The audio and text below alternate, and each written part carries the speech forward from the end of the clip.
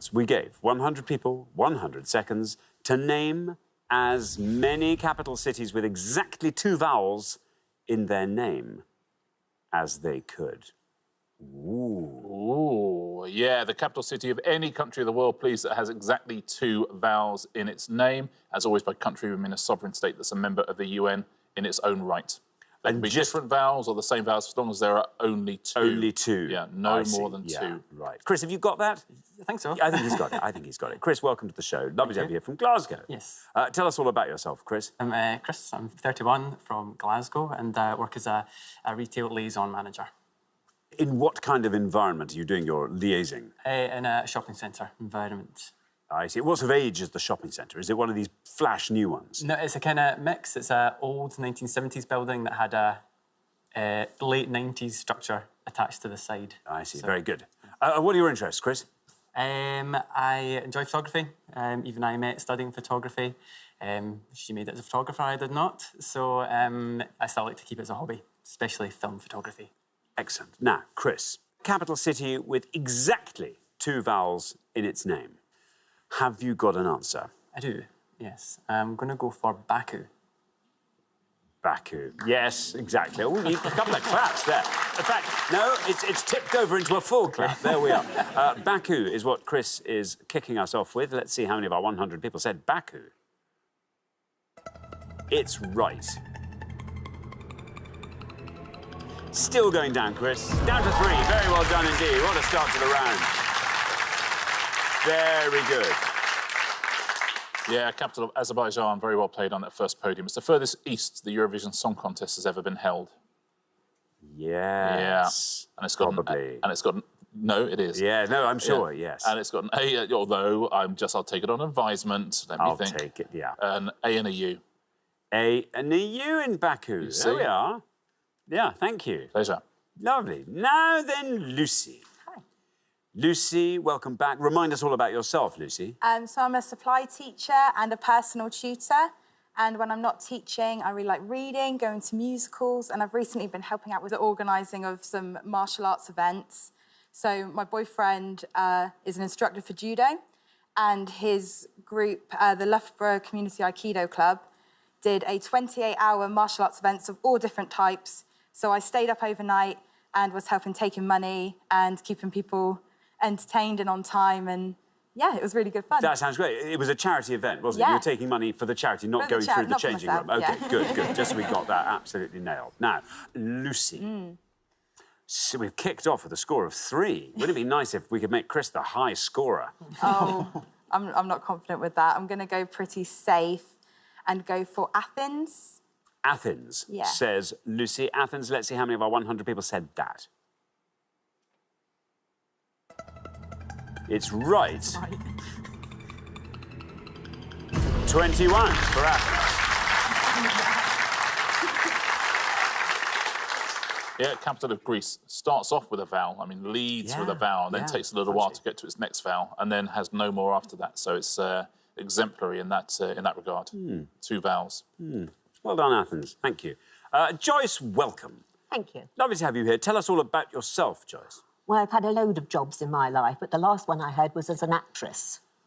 I was in Me and My Girl in the West End years ago for 7 years, yes. The Stephen Fry version of that? Yes, that's right. That's fun. So 7 years on the West End? Yes, that was. It was great fun. Lovely show to be in. I bet. Did you tour with it as well? I was actually asked to go on the tour halfway through it because somebody broke their ankle. Do you know what? I was asked if I wanted to go on the Me and My Girl tour. Really? And, I thought about it. And then I couldn't in the end. Oh, that was a shame. I had a clash of other things. I know, we would have worked together, Joyce. You would have loved it. I would have loved it. Yes. Ah. Anyway, well, we're working together now, which is nice. That's I'm sorry, a little bit late, but nice to get round to it eventually. Joyce, what are you going to go for? Capital cities with 2 vowels in their names. I'm going to go for Tallinn. Tallinn, says Joyce. Yeah, another great answer. Let's see how many of our 100 people said that. Well, 21 is our high score, 3 is our low. And you're down to 2. Look at that, Joyce. Hats off. Tallinn scores 2. That's a great answer, Joyce. Well played. Yeah, capital of Estonia. It's got an A and an I in it. You would have got so bored of him after like a couple of shows, I promise you. Listen, I've done 1,500 shows with the guy. Honestly, the novelty wears off. Don't know, with respect. Oh, he's still got respect. Anyway, thank you very much indeed. Will, welcome to the show. Thank you. Tell us all about yourself, Will. Well, I live in Leeds at the moment. Hang on a moment or two. Just moments ago, you were saying you were from Ross-on-Wye. Well, that's where I'm from. Oh, and I'm just representing, you see. Oh, that's nice. Does that mean you will be returning to Ross at some point? Quite possibly, but not in the near future. Not in the near future. In case my boss is watching, obviously. Yeah. OK, but Leeds is a lovely place to be as well. It is, yeah. I'm really enjoying it. Vibrant city. What do you do, Will? I'm a transport manager. For a haulage? Yeah, removals company. Ah, now that's interesting. Domestic or business or either? Mainly domestic, yeah. We do a few office moves, but not too much. So it's, yeah, house-to-house removals to the... There is an art to that. Now, Will, what are you going to go for? We've had some lovely low scores here. Going to go... I mean, I'm not sure on the pronunciation. There's a couple of ways of doing it. There's Phnom Penh or Phnom Penh. Phnom Penh. It's a fairly silent P, I think. Yeah. Let's see how many of our 100 people said that.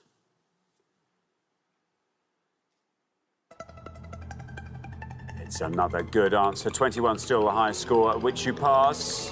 Down to 1! We have a new low score. Phnom Penh. 1. That's a terrific answer, yeah. Capital of Cambodia. 2 words, 1 vowel in each. Add them together. Yeah. What do you got? Bibbidi-bobbidi-boo. Phnom Penh. Phnom Penh. Phnom Penh. You don't need to say the P. Nom. It's like when you're in someone new's house, silent P. Thank you very much indeed. Well, we are halfway through the round. Let's have a look at those scores. 1, the best score of the pass. Very well done indeed. Will and Joe, all looking great at this stage. 2's where we find Joyce and Richard. 3's where we find Chris and Eve. And then 21, Lucy and Kev, a little bit ahead there. But Kev, you had some good answers last time. I'm hoping you've got a lovely low-scoring answer that might keep you in the game. Good luck with that. We're going to come back down the line now. Will the second players please step up to the podium? Joe, a warm welcome to Pointless. Tell us all about yourself. OK, so I'm a pharmacy business manager. I work for a syndicated company, and I'm from Ross-on-Wye as well, but I'm currently living in Gloucester. So. I see. Very good. What are your interests, Joe? Play a lot of cricket and a lot of football. Play golf now and again as well. So that's quite a commitment. Keep active, yeah. But fun. Yeah, now, there you are. You're on 1. If you can score 19 or less... OK. You are through. Capital city with exactly 2 vowels in its name. I've been to this place. I'm just hoping it's the capital. So I want to go for Riga. Riga, says Joe. Here is your red line, Riga. Let's see if you get below that with Riga. Absolutely right. There you are, you're through, down to 5. Very well done. Riga taking your score up to 6. That's the total. Yeah, next door to Tallinn, essentially, capital of Latvia, Riga. Thank you very much indeed. Now, Richard, welcome. Hello. Good to have you here. Tell us all about yourself, Richard. I'm an accountant from Suffolk. I've been doing accountancy almost all my life, and I do a bit of DJing on the side sometimes. So where do you do your DJing? Is this... There's the local charity station called Radio Castle that used to just broadcast on the internet, and they were in the building I used to work in, and so I volunteered to DJ. You went down and thought, well, actually, this would be quite fun. How long's the show that you do? I used to do 2 hours on a Friday night. Oh, that's fun. Friday night. Yeah, Friday night. Good slot to have. Very good slot. Now, Richard, Joyce has set you up beautifully there. If you can score 18 or less, you're into round 2. I'm not sure I can quite do as well as Joyce can, but I'm going to go for Dublin. Dublin, says Richard. Let's see how many of our 100 people said Dublin. Here's your red line. Dublin is right. 34 for Dublin, taking your total up to 36. The door has opened for Kev there. Yeah, you saw a light come on in Kev's eyes after that answer. Yeah, you and I. That's one of the greatest cities in the world, isn't it, Dublin? Great place to go. Yeah, yeah. Thank you, Richard. Now, Kev. Ooh, Kev. Oh, it's looking possible. Dancers have gone already. So no, they haven't, Kev. That's not true. Remind us all about yourself, Kev. I'm a kitchen fitter from Plymouth, and in my spare time, I'm an online F1 driver. An online F1 driver. Yeah. Sorry, OK, got it, yes, sorry. Just took me a little while to unpack that. I've run an online community called OBRC, which is Old Blokes Racing Club, and we all get the generic games that come out and have championships and time trials and rallies and stuff like that in our own little inner bedroom driving an F1 car. Are you all in the same place, or do you No, around the world. remotely It's North America, Canada, Europe. We've got 150 members. Oh, that's quite fun. And you do full Grand Prix, do you? Yeah, full. Well, 50% distance on a Sunday, so it's a good hour, 35 to 40 laps normally. What's your best position? My best track is actually Baku in Azerbaijan, so that was one of my answers. I'm fastest there, but I came third in that race. Very good. Well, there must be some other answers. Maybe this has taught you some good capitals. I know I need to go quite low to get these guys. Yeah. 14's your target. I'm hoping it's the capital, but I'm going to go for Pyeongchang. Pyeongchang. There is your red line. Let's see what happens when we say Pyeongchang. Oh, bad luck, Kev. I'm so sorry. That scores you 100 points, takes your total up to 121. Yeah, I'll give all the correct answers at the end of the pass. Thank you very much, Richard. Now, Eve, welcome. Good to have you here. Tell us all about yourself, Eve. I'm a photographer up in Glasgow, work for a publishing house on a whole host of magazines. See, that's fun. What sort of particular photography do you specialise in? I do a little bit of everything. I do interiors, I get to go and poke about in people's houses, I do editorial portraits, just whatever they need me for. Everything, literally everything. Do you have a Literally favourite kind of photography? Portraits, always portraits, yeah. Always working with people. Portraits. That's nice. And these days, lighting for photography is just so much easier, isn't it? So much lighter.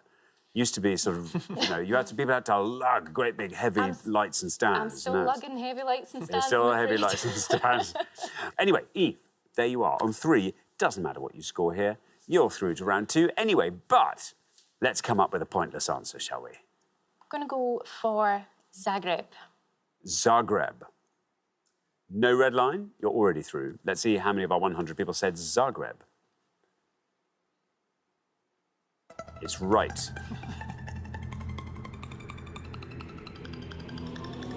That's down to 4. Very well done indeed. 7 is your total. Superb answer.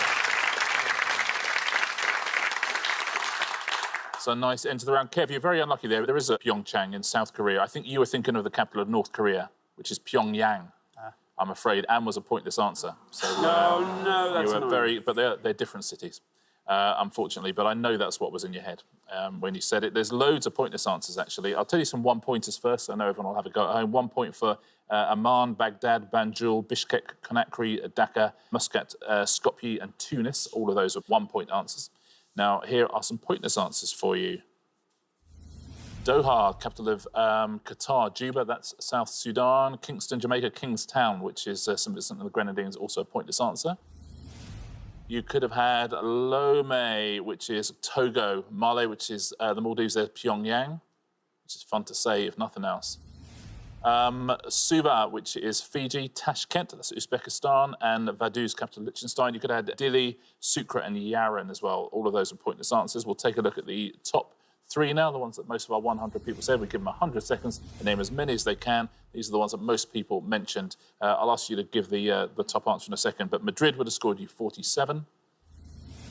Paris would have scored you 77. What do you think won? London. London, of course, but only 82. Ah, that's interesting. 82 points for London. There we are. Thank you very much indeed, Richard. Well, we're at the end of our first round. We have to say goodbye to one of our pairs. It's our returning pair, Kev and Lucy. I'm so sorry. Oh, and you were just one tiny little noise away from a pointless answer. And a chang. Yeah, I'm so sorry. Anyway, thank you so much for coming and playing, Kev and Lucy. It's been lovely having you on. Thanks so much, Kev and Lucy. Congratulations, KTW and John. You have fought off all the competition and you have won our coveted pointless trophy.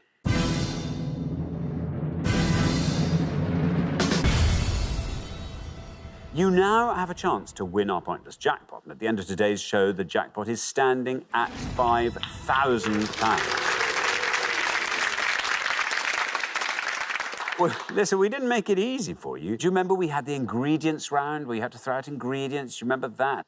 Then we had people with the initials SC after that. There are places with rivers in their names, and then words of the year. I mean, you know, that's a mixed bag. You show that someone as a bag, that's a mixed one. What would you like to see come up in this last round? Between us, probably geography. Geography, film. Yeah, film's pretty good, Formula One. Yeah. OK. Yeah. OK, any of those things would be good. I mean, you know what these rounds are like. You know what they're like. But sometimes they're quite cryptic. Yeah. Geography, film, or Formula One might be lurking behind something else. OK, as always, you have to choose your category from before we put up on the board.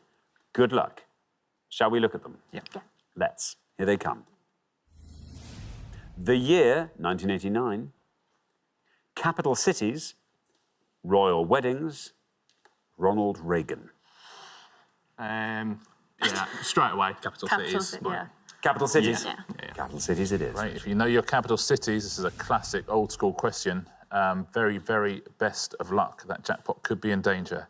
We're looking for any of the following, please. We're looking for any capital city whose first vowel is an I, any capital city whose first vowel is an O, or any capital city whose first vowel is a U. Of course, they have to be a capital of a country, which is a sovereign state and member of the UN in its own right. But any capital city that follows one of those three rules, please.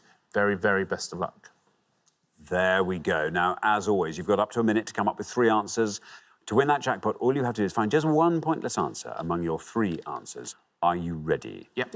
OK, let's put 60 seconds up on the board. There they are. Your time starts now. OK, so I, Vilnius. Lilongwe is the capital of Malawi. OK, Guatemala City. Yeah. For you. Yeah. Think of any other good ones. Mogadishu. Where's that? Somalia. Oh, okay. I can't even really think of any other. Are we missing any, like, obvious good ones? Are you happy to go with them? Yeah. Which 3? Should I go with Lilongwe? Lilongwe, Guatemala City. Yeah. Vilnius. Yeah. Yeah? Yeah. OK, yeah. OK, you're going to stop the clock. What about that? We're stopping the clock there. Let's have those capital cities. So for the top one, we're going to go for Vilnius. Vilnius. Lilongwe. And Lilongwe. Lilongwe. Lilongwe. And for the bottom one, we're going to go for Guatemala City. Guatemala City. OK. Of those 3, which is your best shot at a pointless answer? Guatemala City. Guatemala City? Yeah. Guatemala City goes last. Least likely to be pointless? Lilongwe, because I said it. Lilongwe, we'll put first. OK, let's pop those up on the board in that order then, and here they are. We've got Lilongwe, Vilnius, and Guatemala City. Very best of luck. Nice jackpot there today. Isn't it? If you were to win that £5,000 jackpot, what would you like to do with it? Katie? Well, we're getting married next year, so it should probably go towards that. Probably should. You could go on the honeymoon. Yeah, well, we'd like to go do some travelling in Southeast Asia. Well, Lilongwe would be fun. Nice. Actually been there. So. Oh, have you? All right. We'd like to go to the Singapore Grand Prix, wouldn't we? Oh, that'd be nice. Which would be cool. Yeah. That would be very good. Yeah. OK, well, let's just hope, fingers tightly crossed, that at least one of these will be pointless for you. Your first answer was Lilongwe. In this case, we were looking for capital cities whose first vowel was an I, and you are hoping that Lilongwe will be a pointless answer. If it is, it'll win you £5,000. Let's see how many of our 100 people said Lilongwe. It's right. Lilongwe now taking us down. We're passing the 50 mark. Down it goes through the 30s. If this is pointless, it wins you £5,000. We're into single figures. Down it goes. Lilongwe still going down. You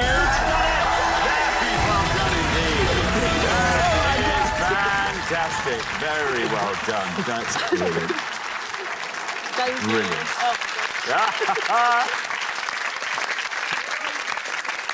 Very well done indeed. Congratulations. Lilongwe was a pointless answer, which means you go home with that jackpot of £5,000. Brilliant. Richard. Oh, you know what? It absolutely fell into your laps, this one. If you know anything at all about capital cities, there's 60 pointless answers here. There's 60 of them. There are so many. You could have gone on and on and on all evening, keep naming pointless answers. Both your other 2 answers were pointless, and that's just the tip of the iceberg. There's so many. We'll have a look at countries whose first letter is an I. Very well done at home. If you said any of these, you could have had Djibouti, Kingston, Riga, the capital of Latvia, Windhoek. You could have had Bishkek, Bridgetown, Chisinau, Kiev, Kigali, Kingstown, Kinshasa, Minsk, Nicosia, Riyadh is a pointless answer, Tbilisi, Tirana. Some big answers here. Victoria, all of them pointless answers. O. You could have had Mogadishu, which you also mentioned, Montevideo, Port-au-Prince, Skopje, Monaco, Phnom Penh, Podgorica, Port Moresby, Port of Spain, Pyongyang, Let's take a look at the U's. And Buenos Aires is a pointless answer. Ljubljana, Muscat, Quito, Bujumbura, Dushanbe, Juba, Kuwait City, Luanda, Luxembourg, Sucre, Suva. Almost no city scored any points at all. But beautifully done. You were the perfect couple to get that perfect question, so congratulations. You really knew your stuff and it really, really paid off. Terrific answers. Thank you very much indeed, Richard, and thank you once again to our winning players, Katie and John, who go away with today's jackpot of £5,000. Join us next time when we'll be putting more obscure knowledge to the test on Pointless. Meanwhile, it's goodbye from Richard. Goodbye. And it's goodbye from me. Goodbye. We gave 100 people 100 seconds to name as many countries beginning with C as they could. But Richard, can you elaborate on that? Yeah, we're essentially looking for any sovereign state that's a member of the UN, so any sort of regular country in the world. It's got to be the English pronunciation of their name, and absolutely crucially, it's got to begin with C. That's the main thing. No, Denmark is very much a no-no on this. OK, OK.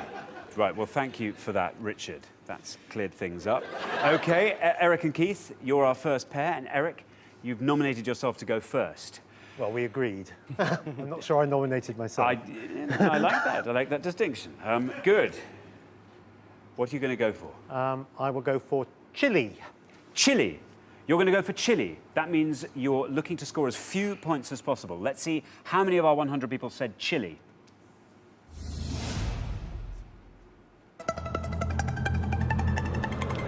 Oh, it's good. Oh!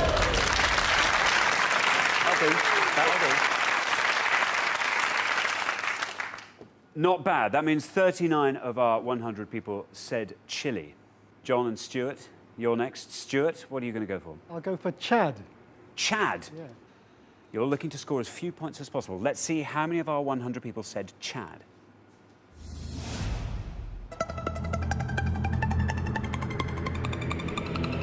Oh, it's good.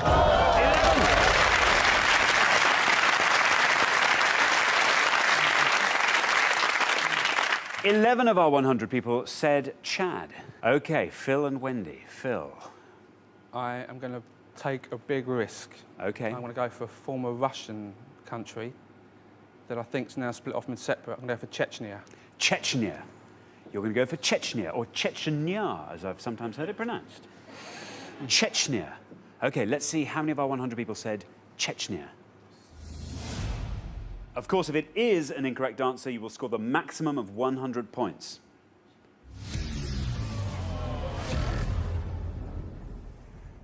Oh, dear, that is unlucky. Unfortunately, that is a wrong answer, which means you do score the maximum of 100 points. Richard, tell us about that. That's really tough luck. It recognises itself as a country, but it's not recognised by the UN. It's not a member of the UN. So 100 points. That's really tough luck. Just to remind you all, we are looking for the lowest number of points. OK, a country beginning with C. And we are over to Karina and Sasha. Karina, you're first up. I think I'll say Cambodia. Cambodia. Well, you're looking to score as few points as possible. Let's see how many of our 100 people said Cambodia.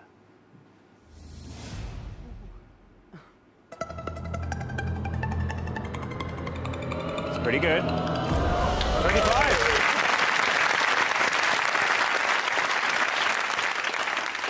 So 25 out of our 100 people said Cambodia. Anjali, what are you going to go for? I'm going to go for Corsica. Corsica. Corsica. OK, it is a risk, but you're looking to score as little as possible. You want an obscure country that as few of our 100 people will have named. Let's see how many went for Corsica. Oh! Unfortunately, that is another wrong answer, which means you score the maximum of 100 points. Richard. Yeah, that's tough. Again, it's not its own country. It's a region of France, unfortunately. Oh dear, oh dear. Bad luck. Well, we are halfway through that round. And Jonathan and Stuart, you're doing incredibly well with the lowest score of 11. You keep the score low like that in the second part of the round, and you'll definitely be through to the next stage. But Phil and Wendy and AJ and Anjali, things aren't looking good for you at all, as you've both got the highest number you could have on 100. On any other game show, of course, that would be doing pretty well, but this is pointless, where the object is to score as little as possible. So you've got to try and score as low as possible on the next pass. Now we're going to come back up the line. Can the second players please take their places at the podium? OK, AJ, it's your turn. We're looking for a country beginning with C. You need to score as little as possible. If possible, a pointless. No pressure. No pressure at all. I'm going to go for Central African Republic. Central African Republic. Yes. Central African Republic. Let's see how many of our 100 people said that.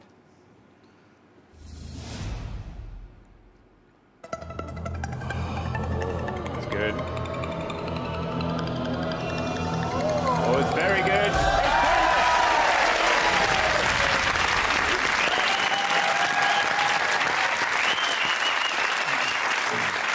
Well done.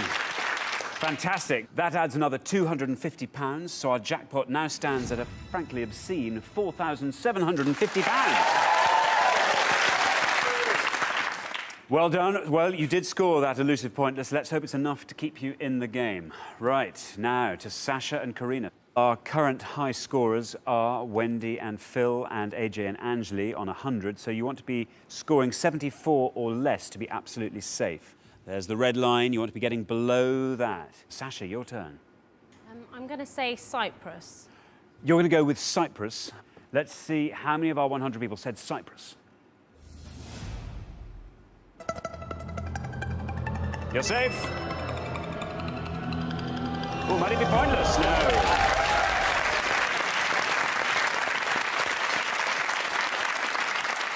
$20 points. That takes your total to 45. You're safe. You're definitely in the next round. Wendy and Phil. Wendy, your turn. I'm going to take a massive risk because I'm not 100% sure. But what the heck? I'm going to go for Crete. Crete. OK, you're going to say Crete. You are currently on 100. The high score at the moment is 100. You have to score as little as possible. There's a chance the remaining pairs might go over 100, but the lower you can keep this, the better.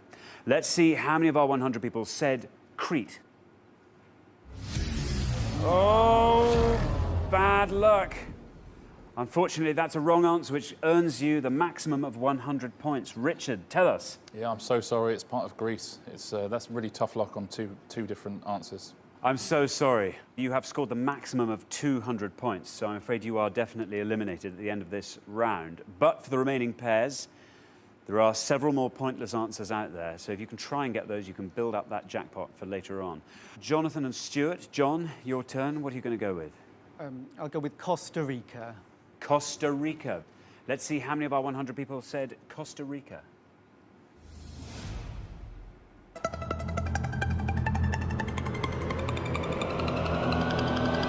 Very good. Oh.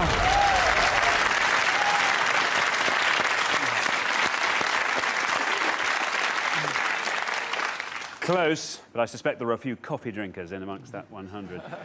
Well, that takes your total up to 21. Keith and Eric. Keith. I think I'll go for a revolutionary answer and go for Cuba. Cuba. Excellent.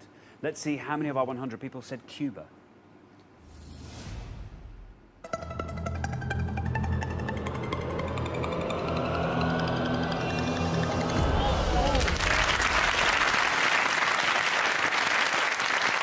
That means 16 out of our 100 people said Cuba. That takes your score to 55. So that's the end of round one, and the losing pair with a record-breakingly high score of 200 is Phil and Wendy. Bad luck. I mean, you were brave, though. Richard, what answers should they have gone for? There were 3 pointless answers, one of which we've already had, which was the Central African Republic. The other two were both island groups. There's the Cape Verde Islands and the Comoros as well would have got you pointless, would have got you 0. Nobody said those at all. The worst answers you could have given, Canada top, China second, Chile third. We gave 100 people 100 seconds to name as many countries beginning with M as they could. Richard? Yeah, we're looking for any country whose English name begins with an M. By country, as always, we mean a sovereign state that's a member of the UN. Bearing all that in mind, Pete and Karen, you're first up. Pete. I think possibly Moldova. Let's see how many of our 100 people said Moldova.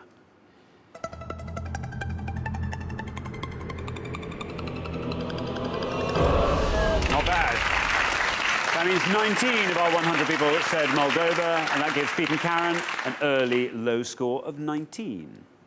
On to our next pair. Paul, what are you going to say? OK, I think I'll say the African country Mauritania. Very good. Let's see how many of our 100 people said Mauritania. It's a correct answer.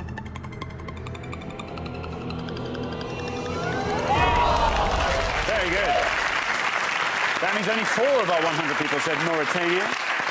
And that gives you a score of 4. On to our next pair. John, what are you going to say? I'm going to stay in Africa and go for Mozambique. Let's see how many of our 100 people said Mozambique. It's good. Oh, it's good. That means 17 of our 100 people said Mozambique. That gives John and Daniel a score of 17. Henry and Toby. Henry, what are you going to say? OK, well, I'll just stick with Africa, I think, and say Mali. Let's see how many of our 100 people said Mali.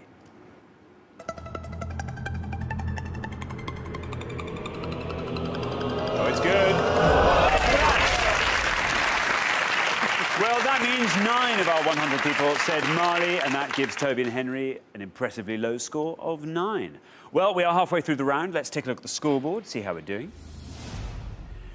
Ooh, Paul and Mark got to be feeling pleased with themselves. Low score of 4 there. Keep up that low scoring and you should be safely through to the next round. Things looking a little bit more dodgy for Karen and Pete. Up there on 19. You've got to hope everyone else scores high and you've got to try and find a really low scoring answer on the next pass. OK, we're going to come back down the line. Will the second players please take their places at the podium? So we are looking for countries beginning with M. Toby and Henry, you're on 9. To avoid becoming the high scorers and risk being eliminated at the end of the round, you want to be scoring 9 or less with this answer. There is the red line. You have to come below that red line. Good job this isn't limbo. You have to come below that red line to ensure your place in the next round. I'm going to go with Malawi. Malawi. OK, let's see how many of our 100 people said Malawi. It's a correct answer.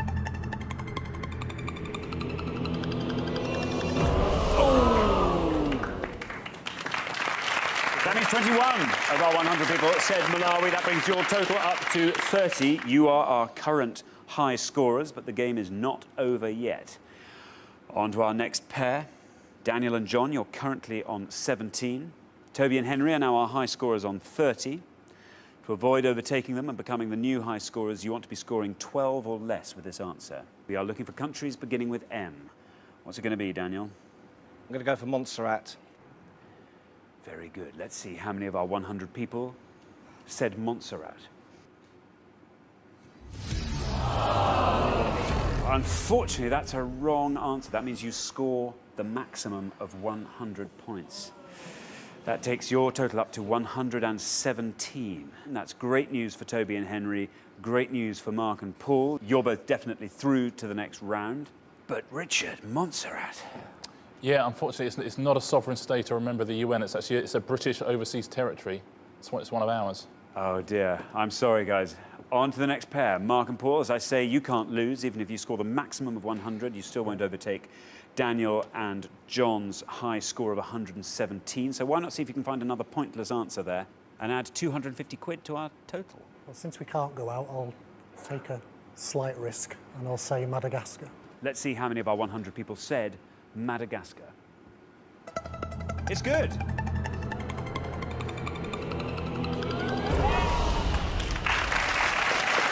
That means 33 of our 100 people said Madagascar. That takes your total up to 37. OK, Karen and Pete, you are currently on 19. Our high scorers at the moment are Daniel and John on 117. To avoid becoming the new high scorers, you have to score 97 or less. Karen, we are looking for countries beginning with M. OK, OK, well, my initial thought was Madagascar, but that's been taken away now. Initial thought? So I'm going to go with Malta. Let's see how many of our 100 people said Malta. Good. Very good. That means 26 of our 100 people said Malta. That takes your total up to 45 and sees you comfortably in the next round. So at the end of round 2, the losing pair with the highest score are Daniel and John. Bad luck. Oh, well. John, you said Mozambique. Lovely low score of 17. Thought we was on our way there. But Richard, what other answers could they have given? There weren't any pointless answers, actually. There were a couple of very, very low ones. If we take a look, there's 2 island groups in the Pacific, the Marshall Islands and Micronesia. They're both just north of Papua New Guinea. And a bit closer to home, Montenegro would have scored you 2 points. We gave 100 people 100 seconds to name as many countries beginning with the letter S as they could. Sounds easy, Richard. I'm sure it can't be that easy. Elaborate. Well, I was going to say, sometimes there's not an awful lot I can do to elaborate. By countries, as always, we mean members of the United Nations that are sovereign states. Right, Kevin and Mark, before the show, you all drew lots, and today it turns out you'll be starting us off. So, Kevin, a country beginning with the letter S. Suriname. Say it again. Suriname. OK. Remember, you are looking to score as few points as possible. I think it's looking good. Let's see how many of our 100 people said Suriname. It's a correct answer. Down it goes. It's good.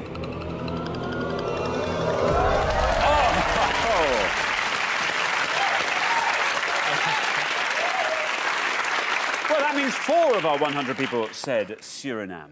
Richard, fill me in on Suriname. Yeah, Suriname is just up the top of South America, and very few people know where it is. Wow. On to our next pair. Sue, what are you going to give me? Country beginning with S. Sri Lanka. Very good. Let's see how many of our 100 people said Sri Lanka. It's a correct answer.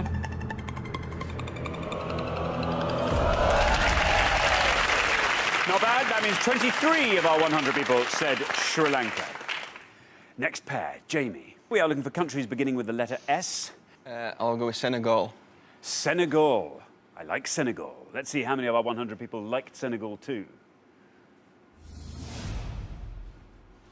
It's a correct answer.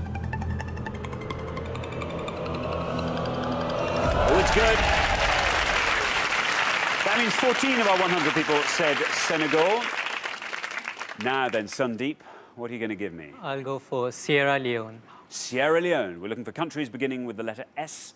Sandeep is giving me Sierra Leone. Let's see how many of our 100 people said Sierra Leone. It's the right answer. It's good. That means 17 of our 100 people said Sierra Leone. Joe, what are you going to say? We're looking for countries beginning with S. Sudan. Sudan. Let's see how many of our 100 people said Sudan. It's a correct answer. It's another good one.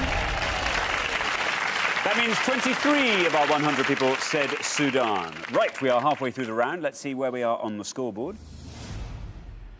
Kevin and Mark looking fantastic. Suriname. Keep up that low scoring and you'll definitely be through to the next round. Things looking a little bit more precarious for Sue and Sharon and James and Joe, both of whom are on 23. You are both our front runners now in terms of the score. You've got to hope that you can find a pointless answer on the way back and everyone else scores as high as they can. Right, we're going to come back down the line. Can the second players please take their places at the podium? OK, we are looking for countries beginning with the letter S. James and Joe, you are joint high scorers on 23. You've got to try and find a really low-scoring answer here. Seychelles. The Seychelles. Let's see how many of our 100 people said the Seychelles. It's a correct answer.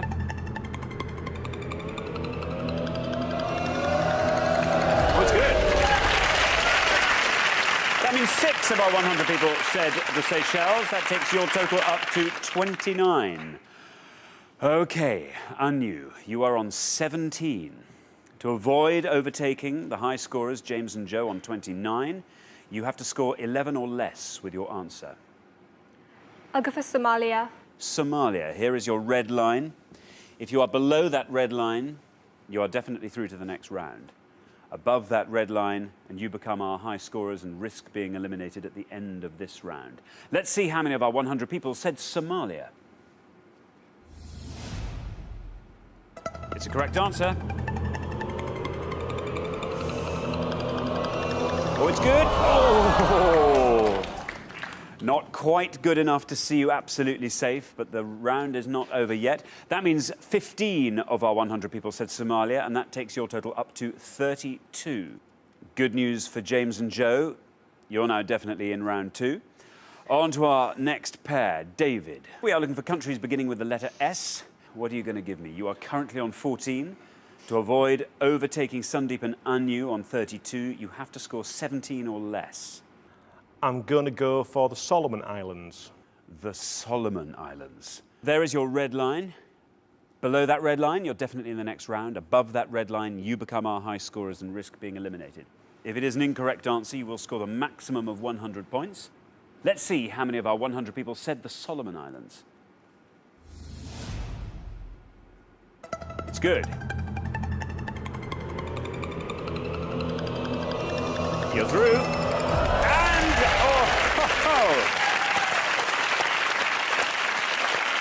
I thought that was going to be pointless there. 2 out of our 100 people knew the Solomon Islands. That means you scored 2. That takes your total up to 16. Well done. You're definitely in the next round. OK, we are looking for countries beginning with the letter S. Sharon, you are on 23. You need to score 8 or less to avoid becoming the high scorers. 8 or less. Slovenia. Slovenia. Let's see how many of our 100 people said Slovenia. It's the right answer.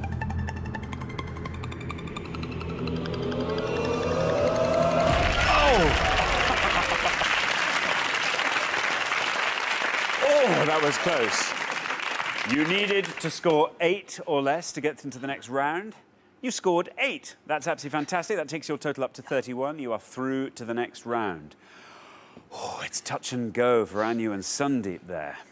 OK, we are looking for countries beginning with the letter S. On to our final pair. Mark, you are our low scorers on 4. You need to score 27 or less with this answer. What are you going to give me? Well, I'm going to go for, hopefully, Samoa. Samoa. There is your red line. Below that red line, and you are straight through to the next round. Above that red line, and you are off the show. Let's see how many of our 100 people said Samoa. It's a correct answer. It's good. Very good. That means 6 of our 100 people said Samoa. That takes your total up to 10, and that sees you comfortably into round 2. So at the end of round 1, the losing pair with the highest score is Sandeep and Anu. Bad luck. It was a very, very low score, 32. Seems a shame to be out on that. Now the pressure's off. Are you thinking lots of answers you could have given? No, I still can't think of any more countries than everyone's named. So. Richard, what answers could Sandeep and Anu have given if they'd wanted to stay in there? Well, as you say, a great round. No one went anywhere near the most obvious answers there. It's very impressive. There were 2 pointless answers, 2 pointless countries beginning with S. There's, of course, there's Sao Tome and Principe, 2 volcanic islands off the western coast of Africa. And there was also St. Vincent and the Grenadines in the Caribbean. San Marino would have got you 1 point as well. They've all been great answers. Let's take a look at the most obvious answers, and for once we haven't heard any of them from our contestants today. In third, it was Switzerland, would have got you 57 points. Sweden was the second worst answer you could have given, and Spain was the most obvious answer of them all. We gave 100 people 100 seconds to name as many countries beginning with B as they could. Richard. Yeah, we're looking for any country in the world whose English name begins with a B. As always, I say by country, we mean a member of the UN, which is also a sovereign state. The one answer we won't accept is Burma, because Burma also is called Myanmar and it's not universally recognised as Burma. But other than that, any country in the world beginning with B, there are 18 of them. Thanks very much, Richard. And remember, you don't want to score over 100. OK, you have to score the lowest number of points each time. What are those countries beginning with B that no one else can think of? OK, Louise and Catherine, you're going to go first. We think we've got one. OK. Bolivia. Bolivia. Philip doesn't like that at all. Oh, wasn't the one he picked. He's just been there. Doesn't like it. OK, let's see how many of our 100 people said Bolivia. It's correct. Not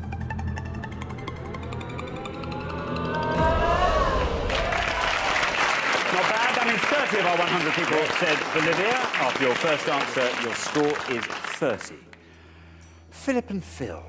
We want a really obscure country beginning with B, one that will score you as little as possible. I'm going to go for Botswana. OK, let's see how many of our 100 people said Botswana. Well, it's correct. Down it goes. I can't fault you for your grouping. That means 29 of our 100 people said Botswana. So after one answer each, Louise and Catherine are on 30, Philip and Phil are on 29. OK, Louise and Catherine, you need to be careful now. Your next answer could possibly take you over 100 and you could be eliminated from the game. We want a really obscure country beginning with B, one that will score you as little as possible. OK, have we come up with an answer? We have come up with a couple, but we just think they're a bit common, but we're going to go for Belgium. To avoid going over 100 and risk being eliminated, you have to score 70 or less. You're giving me Belgium. Thank you. Let's see how many of our 100 people said Belgium. It's good. Oh! Louise and Cathy, you have gone over 100 points, but Philip and Phil haven't given their second answer, so it's not all over yet. Philip and Phil, you have got to keep below Louise and Catherine's score of 108. That means you've got to score 78 or less with this answer. If you do, you are through to the final. If you don't, you are off the show. What are you going to give me as your second answer? OK, Alex, we had a couple, but we're going to go with Bahrain. Very good. Here's your red line. If you are below that red line, you are through to the final. Let's see how many of our 100 people said Bahrain. It's good. Very good.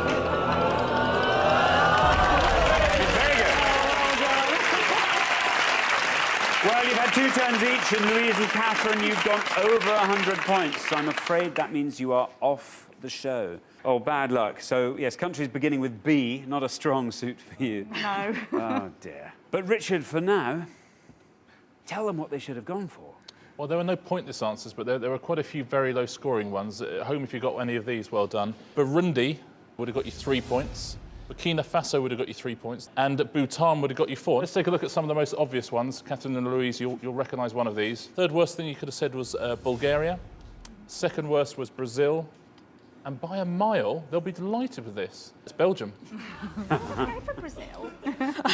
We gave 100 people 100 seconds to name as many countries beginning with G as they could. Countries beginning with G, Richard. Yeah, there are 11 countries in the world beginning with G. As always, by country, we mean a sovereign state that is a member of the UN.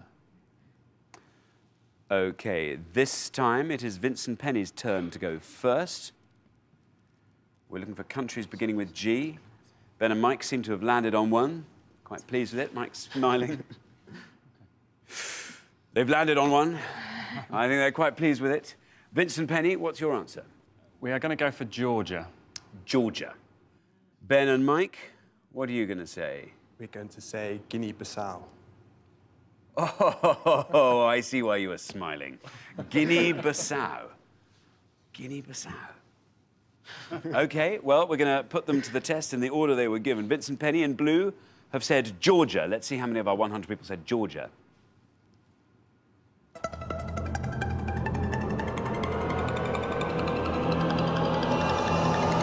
was good, 19. Look at that. Let's see how many of our 100 people said Guinea-Bissau, and if it is a correct answer. It is correct. Let's see how far down this goes. Oh, look at that. Good answer, Ben and Mike. Guinea-Bissau wins you that point, so you are 1-1 after the second question. Richard, great answers. Yeah, that's the way to do it. Guinea-Bissau, the best possible answer you could have given. It's the lowest score you could have got in this round. As I say, there are 11 countries in the world beginning with G. Let's take a look at all of them, see how many you got. Guinea-Bissau, best one we could have had. Staying in West Africa, we've got Gabon and Guinea. Then heading to sort of South America, Grenada and Guyana. 6 more. Georgia, we said that we've already had from Vincent Penny, we've got you 19. Guatemala with 26, then back to Africa for Gambia and Ghana. And we finish off in Europe, Greece and, as so often, Germany on top. We gave 100 people 100 seconds to name as many countries beginning with T as they could. Countries beginning with T, Richard. Yeah, we're looking for any of the 10 countries of the world beginning with T. As always, by country, we mean a sovereign state that's a member of the UN. OK, Sean and Bill, because you've played the best throughout the show so far, you get to go first. Sorry, we're getting a bit we always silly. get the giggles under pressure. Do we get a different letter or do we get this? Don't. Stop it. Stop. Right. OK, we have white smoke. We're ready. Very good. Bill, Sean. We're ready, but we're not entirely confident. No, we're doing a Deborah. We are doing a Deborah. We are going for Turkmenistan. Oh, my goodness. Turkmenistan. Very good. Bill and Sean, Turkmenistan. Oh. Theo and Deborah, you can now talk out loud. OK, so remember, we are looking for countries beginning with T. Turkmenistan is a very good one. There's no point going for the obvious ones. That is a very good one. Well, you do the talking normally. Tangiers. Tangiers. OK, we have Turkmenistan, we have Tangiers. Sean and Bill have gone with Turkmenistan. Let's see if that's right, and let's see if it is right. How many people said it? Turkmenistan. It's right. No, I know that.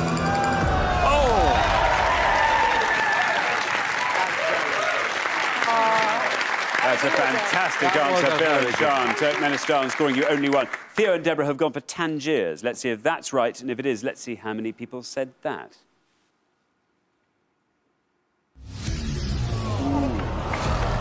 Bad luck, I'm afraid. That is an incorrect answer, which means after one question, Bill and Sean are up 1-0. Richard.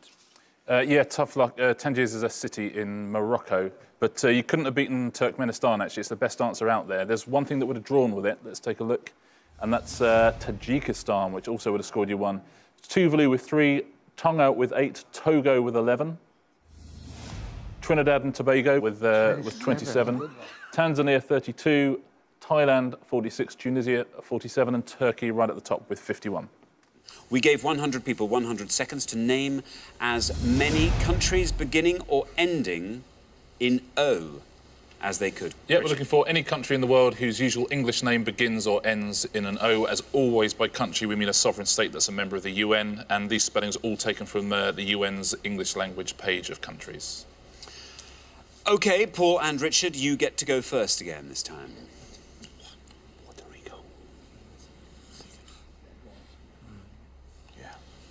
Puerto Rico.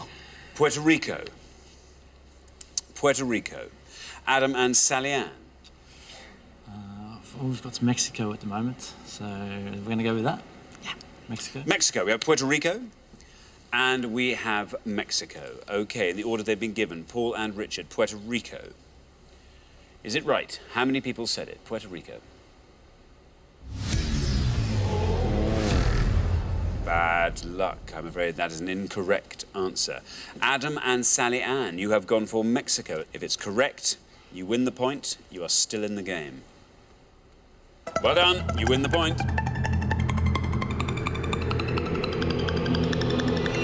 20. Surprisingly low score for Mexico, but all it had to be was correct. So after 3 questions, you are even, 1-1. Richard. Yeah, unlucky again, Paul and Richard. Puerto Rico is a US territory, not a country in its own right, Puerto Rico. So Mexico wins the points. There's only one country that begins with O, but there's plenty that end in O. Let's take a look at all of them on the board, see how well you did. As a pointless answer, Montenegro would have been a pointless answer, would have added money to the jackpot. Very well done if you got that. San Marino, Democratic Republic of Congo and Burkina Faso all scored 1. Trinidad and Tobago 2, Lesotho 3.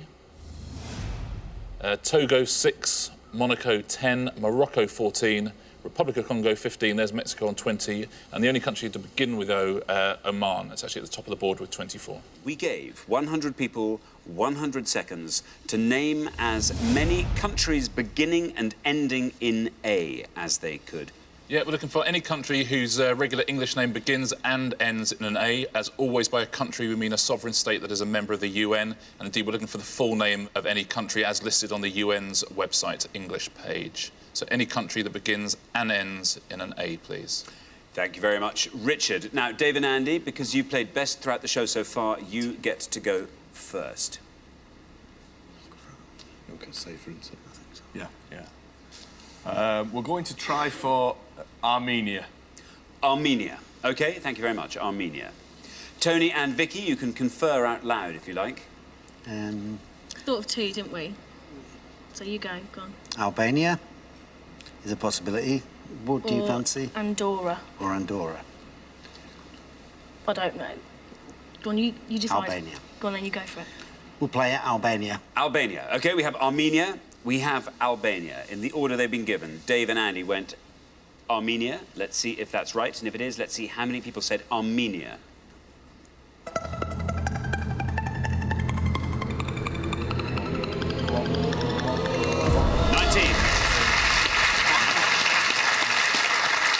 19 for Armenia. Tony and Vicky, you have gone for Albania. Let's see if that's right, and if it is, let's see how many people said Albania. 19 is what you have to beat. Well, down it goes. It's going to be close. Oh! 25 for Albania. So after the first question, Dave and Andy are ahead 1-0. Richard. Yeah, well played, Dave and Andy. 2 very good answers there. Your other answer, Andorra, would have scored 22, so also would have lost you the point. But there were 2 answers that would have won the point for you, and there is a pointless answer there as well. Very well done at home if you said Antigua and Barbuda, which was a pointless answer, would have added some money to the jackpot. Angola also would have won the point on 13. There's Armenia on 19, Algeria 21, Andorra 22. Some of the bigger scorers here, there's Albania 25, then Argentina 30, Austria 56, and Australia right at the top on 71. Very well done if you got all of those as well. So we gave 100 people 100 seconds to name as many countries beginning with a Z or ending with an A as they could. Beginning with a Z or ending with an A, Richard. Yeah, any country whose usual short form name in English begins with a Z or ends with an A, please. As always, by country, we mean a sovereign state that's a member of the UN in its own right. So very best of luck. Thanks very much, Richard. Now, Vicky. Vicky and Sue, a couple of farmers' wives. I'm glad I'm not 3 blind mice round about now. Yeah? Fantastic. So, Vicky, where are you from? We're from near Leicestershire, in Leicestershire, near Lutterworth. In Lutterworth? Lutterworth, yeah. Well, actually, let's talk about the farmer's wife aspect of it. I mean, how much do you do of... Of the farming? Yeah. Absolutely nothing. What sort of farm is it? It's completely arable. Completely, oh, so yes, no lambing, yes. none of that sort of No, nonsense. none of that OK. stuff, no. What keeps you happy up in Lutterworth? I have very good friends, and we have a fat club, which is a Friday afternoon tea. Few, yes, yeah. Good. Not what you thought. No, good, because otherwise that'd be a fat club. Normally sounds like you just yes, sweat around a field or something, nothing but no. to do. So we like to go out and have tea. Friday afternoon tea. What, just sampling different afternoon teas? And we like to rate them. Good stuff. Now, Vicky, all this is just preamble, obviously, for the big issue in hand. So we're looking for countries that either begin with a Z or end with an A. What are you going to go for? Algeria. Algeria. Algeria, says Vicky. Let's see if that's right. Let's see how many of our 100 said Algeria. It is right.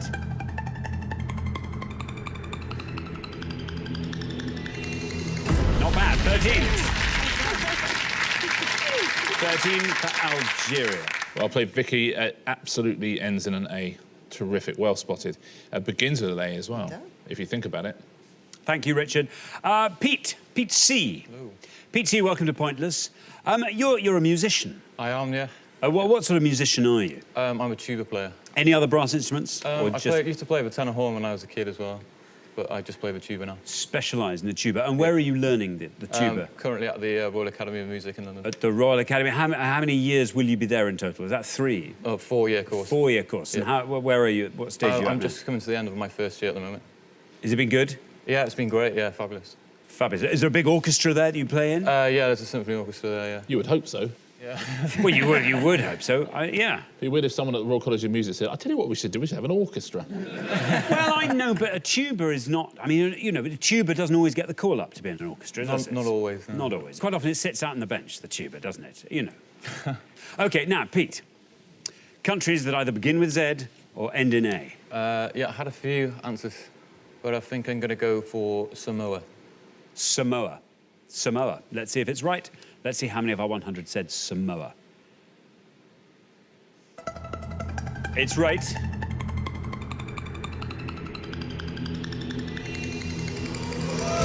pointless. Very well done indeed, Pete.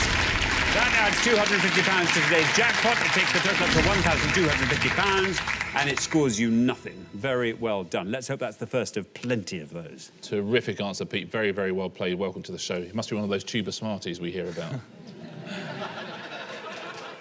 See, that's good. Thank you for your appreciative groan. Yeah. Excellent. Thank you. Now, Sakila, welcome. Thank you. Welcome. And now, what do you do, Sakila? I actually work part-time on a ticket office on the railway station, but I also am a student nurse at the moment. Good. And what are your hobbies aside from the tickets?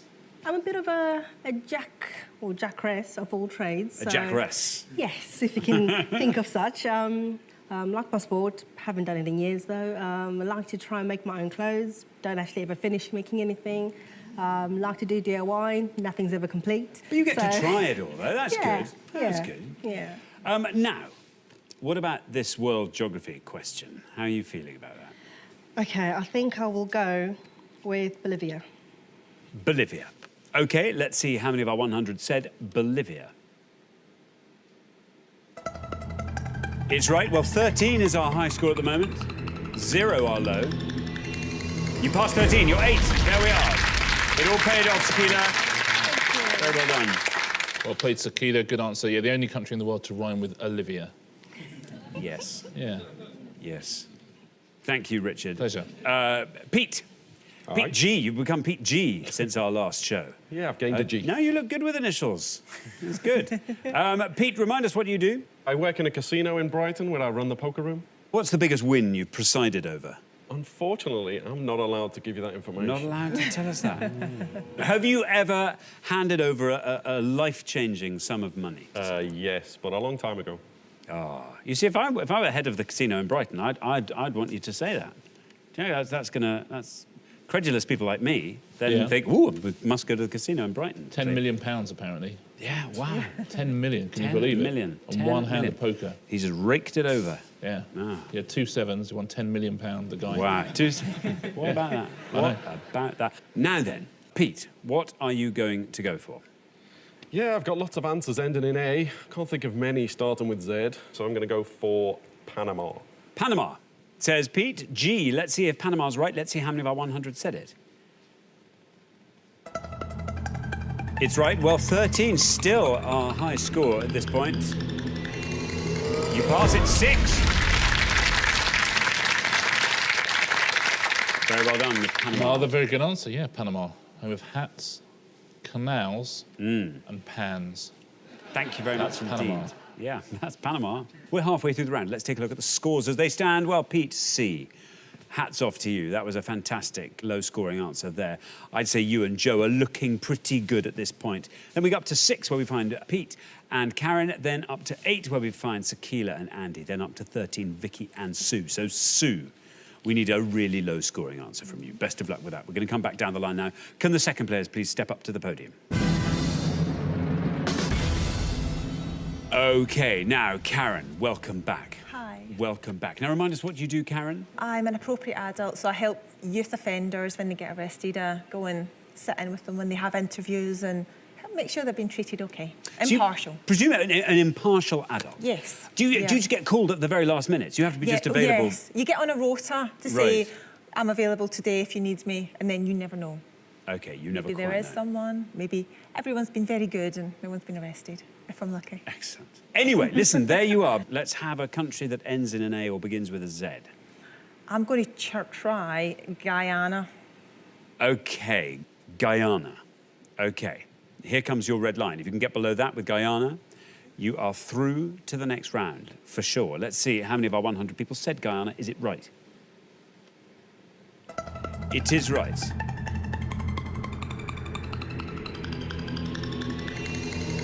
Look at that, you've done it. Another pointless answer. Brilliant, Karen. That adds another £250 to today's jackpot. Takes the total up to £1,500. It scores you nothing and earns you enormous respect. There you are. Your total remains 6. Very, very well played, Karen. Another terrific answer. Guyana, of course, in South America, begins with a G, ends in an A. Thank you very much, Richard. Now, Andy, welcome. Welcome to the show. And what do you do, Andy? I work in ticket office on the railway. The same ticket office as Sakila? No, I work in Raynham. Oh, that's a shame. Yeah. Or I is get it? To work, well, I get to work with her occasionally. OK, well, that's nice. That's nice. And what are your interests outside that? I like going to concerts and the theatre. Massive Paul Weller fan, so I follow him a bit around the country, like a bit of an anorak. Like to go out to start the tour, the end of the tour. Has the show changed massively from the beginning to the end? Yeah, definitely, yeah. You get a lot of set changes and stuff like that. And I try to also go to somewhere different each tour as well. Good stuff. Now, you're on 8. If you can possibly score 4 or less, Andy... Yeah, no pressure. You are definitely through to the next round. So we're looking for countries that either begin with a Z or end with an A. What are you going to go for? I'm going to go for Albania. Albania, says Andy. Albania. Here's your red line. Quite low, but let's see how far down the column you get with Albania. It's right.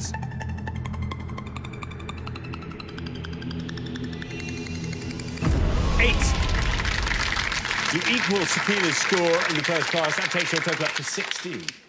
A lot of pressure on podium 1 now. Yeah. I will say, yeah, Albania. It's a good answer, though. Joe, welcome. Welcome to Point. Also a musician. Yes. And where are you a musician, Joe? I'm currently in Cardiff, where I've just finished. I graduated studying cello at the Royal Welsh College of Music and Drama. And you play in an orchestra as well? Yes. Now, cellos, you get the call up all the time. Yeah, I play, or I have played in the National Youth Orchestra of Wales, which is one of the regional youth orchestras across Wales. Excellent. You tour quite a lot, don't you, the youth orchestras? Yeah, we've been to a few places. I've been to... oh, yes, sorry. Yeah. Oh, hang on. Yeah, don't, yeah. Such a, whatever the opposite of a professional is. Such a trap. Yeah, I know, terrible. So, Joe, now, listen. Pete C scored nothing. Do you think you can equal that score? I have one answer which is very risky, because I'm not entirely sure how it's spelt. Well, I mean, if you can score 15 or less, you're through. I'm going to go for one of the safer ones, I think, and go Namibia.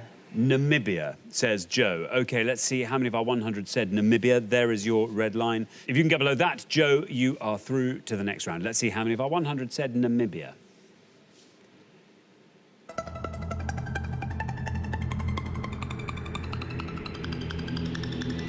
You've done it. 6. Very well done. 6 for Namibia. Well played, Joe. Namibia, almost entirely surrounded by countries I can't mention. Thank you very much indeed, Richard. Now, Sue, this is where we have a game on our hands. Very, very exciting indeed. Quite a lot of pressure there. Yes.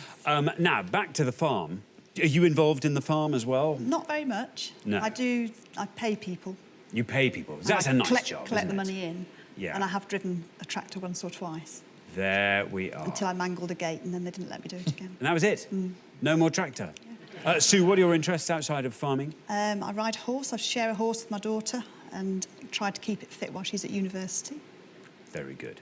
OK, now, listen, you're on 13. You have to score 2 or less. I've got lots of answers, but Eritrea? Eritrea, says Sue. Eritrea. Here's your red line. If you can get below that red line with Eritrea, you remain with us. Best of luck. Let's find out how many of our 100 said Eritrea. It's right.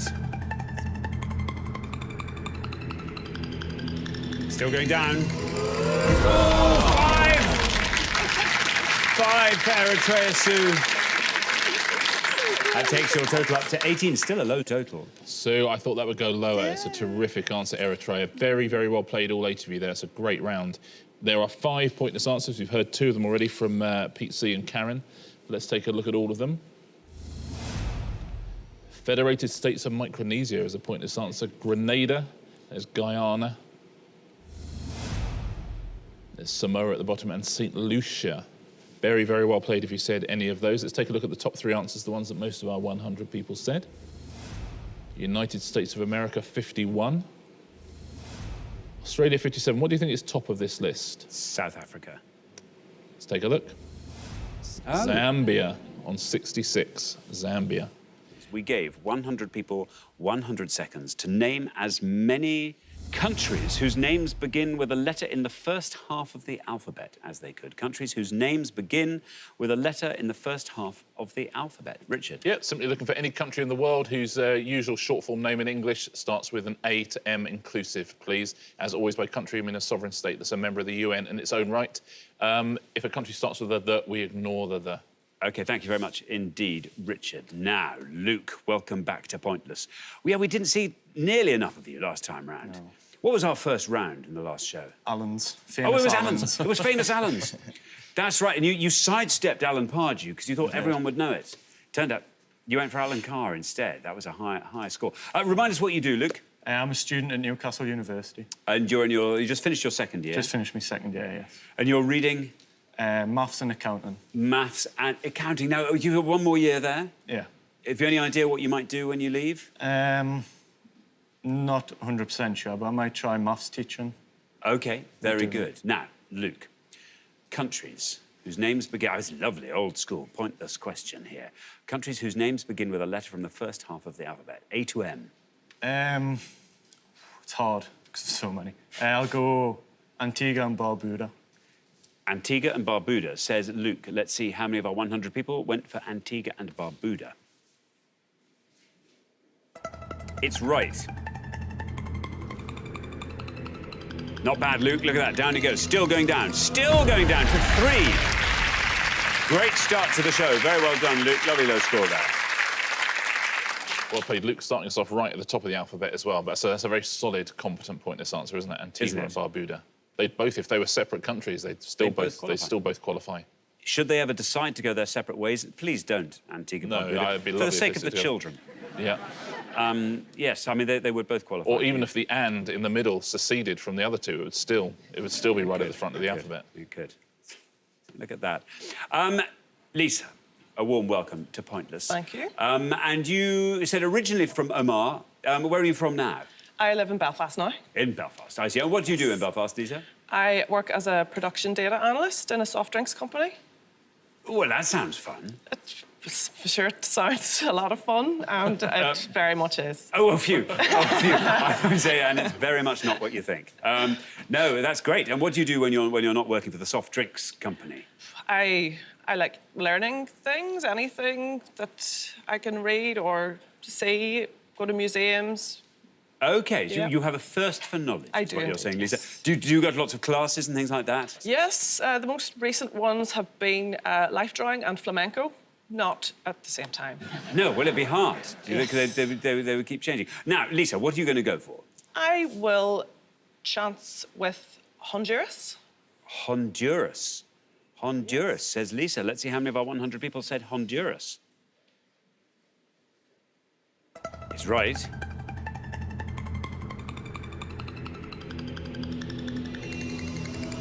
Look at that, 4 for Honduras. Lovely low-scoring start to this round. Very well done. Yeah, another very good answer. Well played. There's famously went to war with another country whose name I won't mention, and they call it the soccer war because it was supposed to be about a football match. It wasn't really, but it coincided with rioting between the two countries. How was the war over in 90 minutes, or was it? No, unfortunately it ended in a draw, so they had to play another half an hour. Oh no. Yeah. Thank you very much indeed, Richard. Graham. Hello. Welcome to Pointless. Great to have you here. Where are you from, Graham? From Liverpool. From Liverpool. And what do you do, Graham? I'm a manufacturing consultant, so I helping companies to work better, smarter. I see. What are your interests aside from that? I like my car. I like to mess around with the car. My wife probably doesn't agree with that. What sort of car is it? I've got a sports car, convertible, so... I see. And I'm in an owners' club as well, so... Oh, I see. There's a bit more to it than just polishing it. Wonderful. Now, Graham, what would you like to go for? I've got one in my head that I've had since we started, and I think I'm going to go for that. And it'll be Bolivia. Bolivia, says Graham. Bolivia. Let's see how many of our 100 people said Bolivia.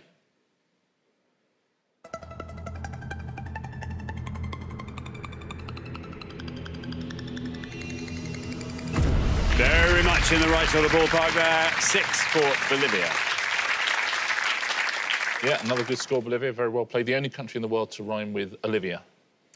Yes. Yes. In case there's any budding songsmiths out there, this just might help somebody. Thank you, Richard. Now then, Diane, welcome back. Thank you. Now, very nice of you to be on the same podium as last time. Remind us what you do, Diane. Well, I don't have an official job title. You used to work in a post office. Did you work in a local post office? I did, yes. And when did you stop working there? 3 years ago. And what do you fill your retirement with, Diane? Well, I'm a bit of a jack of all trades. As most grandparents do at my age, I look after grandchildren. Lovely. But for the first time in 42 years of marriage, I've suddenly taken an interest in gardening. Oh, really? Yeah. Having not previously I don't know anything about plants. I don't know anything about where to put them, but I know what I like. And my husband puts them where I want them to be. So you just point... You've got a full-time gardener. That's exciting. Well, that's brilliant. Now, Diane, the matter in hand is countries whose names begin with a letter from the first half of the alphabet. I know. I'm going to go with the Galapagos Islands. The Galapagos Islands, says Diane. The Galapagos Islands. Well, let's find out if that's a good answer. Let's see how many people said it, if it is. Oh, Diane. Diane, I'm so sorry. That's an incorrect answer. That scores you 100 points. Sorry, Diane, not a country, the Galapagos Islands. They belong to a country whose name I can't say, but they're not a country themselves. It does not that its name comes from the first half of the alphabet. It's just really hard. Very complicated. Very difficult complicated to say. pronounce. Yeah. Thank you very much. We're halfway through the round. Let's take a look at those scores. Lucan, Phoebon, well done, you. Very good, lovely low score. Then on 3, then we travel up to 4, where we find Lisa and Cormac, then up to 6, where we find Graham and Mickey, and then up to 100, Diane and Nikki. I'm so sorry, that was a tough one there. Nikki, let's see if we can find a nice low score from you. I bet there are some pointless ones. There must be some pointless ones. We're going to come back down the line now. Can the second players please step up to the podium? So, Nikki, welcome back. Well, I'm sorry to be welcoming you back when you've got that 100 on the podium in front of you. Remind us what you do, Nikki. I'm a passenger service agent for an airline company. Very good. So when you discovered last time that you're part of the check-in team, do you then go through and then get people onto the planes as well? Yeah, we board the passengers, and then we also welcome them back when they come back from the inbound flight. And when you're not doing that, what do you get up to, Nikki? I'm a mum of 3, so I'm quite busy there. Yeah. I like kind of eating out, family days out, things. Lovely. Now, Nikki. So we're looking for any country whose name begins with the letter A to M. So I've got 2 in mind. One's safe, one a bit risky. It's a country in Africa. It's inside another country, so I'm not sure if it's a country outright, but my answer is Lesotho. Lesotho, says Nikki. Lesotho, no red line for you as you're the high scorers. Let's see how far down the column we get with Lesotho. It's right.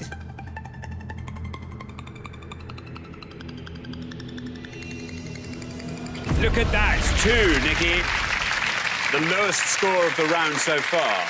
Ironically, adding to the highest of the round so far and taking your total up to 102. Yeah, and another good answer from Nikki as well. And it has the good grace to be encircled by a country I am allowed to name, which is South Africa. South Africa. Thank you very much indeed. Mickey, very warm welcome to you to Point. It's lovely to have you here. What do you do, Mickey? I'm a staff nurse. In Liverpool? In Liverpool, in a very big hospital. And when you get time off, assuming you get a little bit of time off, what do you like to get up to? I like cooking, I like reading books, play the piano a little bit. That's about it, really. Now, are you teaching yourself the piano, or have you played it all your life? I played the piano from the age of about 7. So I see. So long, really long good time for you. ago, yeah. And you've kept it up all the way through? Yeah, on and off. Well, that's good enough. No, but on, as long as it's on, the off's fine. But that's very impressive. Very good.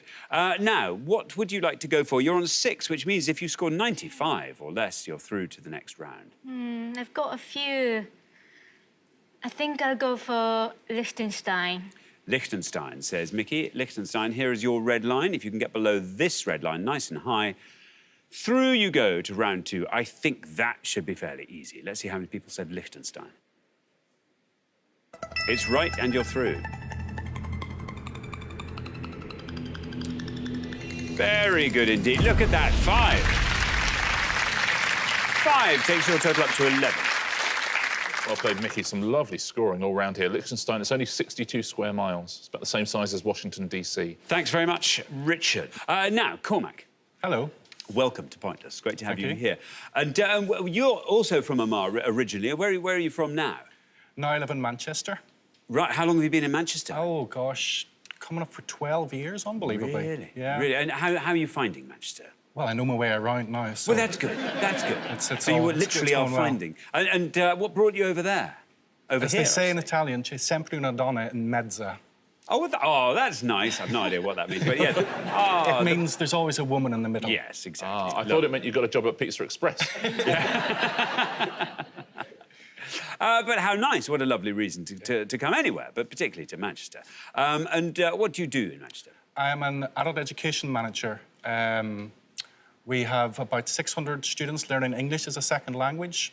People who have come from all over the world, refugees, asylum seekers, economic migrants. So we give them skills to help them integrate into society, find employment, improve their lives and the lives of their children, hopefully. That's very rewarding, I should think, is it? Fantastic. It's a job that gives a lot of satisfaction. Good for you. Now, Cormac, you're on 4. 97 is your total. Lovely high target there. What would you like to go for? There's a couple of ones, and one I've been thinking about all the time, and the more I think about it, the more I think it could just be a city. So I'm going to go for Guinea-Bissau. Guinea-Bissau. Guinea-Bissau. Well, we'll find out what the other one was you were thinking of later. But Guinea-Bissau. Here is your red line. It's lovely and high. Get below that with Guinea-Bissau. Through you go to round 2. How many people said Guinea-Bissau? It's right. Well, our lowest score so far is 2 for Lesotho. That's a pointless answer. Very well done indeed, Cormac. That adds £250 to today's total, taking it up to £3,250. It scores you nothing. It leaves your total at 4. Very well done indeed. Terrific stuff, Cormac. Very, very well played. Yeah, in West Africa, it used to be called Portuguese Guinea. So if we were doing this show 40, 50 years ago, it would have been an incorrect answer. Lucky, you got lucky there. Just in time. Yeah. Thanks very much, Richard. Now, Fibon. Welcome back to Pointless. We discovered you were also at the end of your second year at Newcastle University. Correct. And what are you reading? Economics. Economics. Yep. Enjoying that? Yeah, it's going all right, I guess, yeah. It's going all right, I guess. Now, listen, we had this last time from Luke. He was pretty lukewarm. I think that's what we might call it, on the merits of your time at Newcastle. We haven't really got to... Are you enjoying it? I do really enjoy it, no. You're having a lovely time? I'm having a good time. I'm enjoying it. What would you say was the best thing about it? The best thing? I think it's probably the nightlife, to be honest. I mean, Newcastle, let's be honest, is a fabulous place. I mean, there are a few better cities in the world. I'll go on record saying that. Newcastle, a brilliant place, particularly for nightlife and stuff like that. And so much culture as well. Yeah. So, Fibon. Yep. Countries, beginning with... I mean, you're not in any sort of precarious position. 98 or less will get you through. But... wouldn't it be nice to have a pointless answer at this point? Wouldn't it? Would be nice, yep. You can almost afford to take that kind of a risk. Luke's not looking so happy with me saying that, but take it from me. No, really, you can, really. I've got a few in mind, especially around Africa. Maybe like thinking Burundi or Burkina Faso. But I think I'm going to go for the Central African Republic. Oh. I think we should have some sort of choir on standby. Yeah, just for when I know we've got our monks, but we should have for when people say Central African Republic, just like now. Yeah. It would be nice if they just came down. Oh, I don't know. Anyway, it's probably not feasible. But anyway, let's just take it as sung. Central African Republic, here's your red line, lovely and high. Get below that with Central African Republic, and you are through to round 2. It's right. Isn't that lovely pink there? Look at that, 3. You equal Luke's score from the first pass, taking your total up to 6. Very well done indeed. Well played, Phoebe. It is actually almost the precise geographical centre of Africa as well, Central African Republic, as you'd hope. Funnily enough, because of its pointless fame, it's actually a higher score than the other 2 you mentioned. Burundi would have scored you 2 points and Burkina Faso would have scored you 1 point. Yes, yes, Central African Republic. There are 8 pointless answers here. We've heard one of them already, Guinea-Bissau. Let's take a look at some other ones. I guess one. Oh, I won't look. Micronesia, I was going to go for. Micronesia is a pointless answer. Hey. Yeah, very well done. Here's some others. Brunei, Democratic Republic of Congo, or DRC. There's Guinea-Bissau. Guyana, the Marshall Islands, Mauritania. Micronesia and Kyrgyzstan was also a pointless answer. Very well done if you said Kyrgyzstan. Or should I go through the one-pointers? Because lots of people at home would have come up with obscure ones. There's quite a few one-pointers. 1.4. Dominica for Cabo Verde. Someone said Cabo Verde. Well done, R100. Comoros, Grenada, Bhutan, Kiribati, Laos, Haiti, Equatorial Guinea, Belize, Djibouti and Gabon. All of those would have scored you 1 point. World geography. OK, can you decide in your pairs who's going to go first, who's going to go second? First.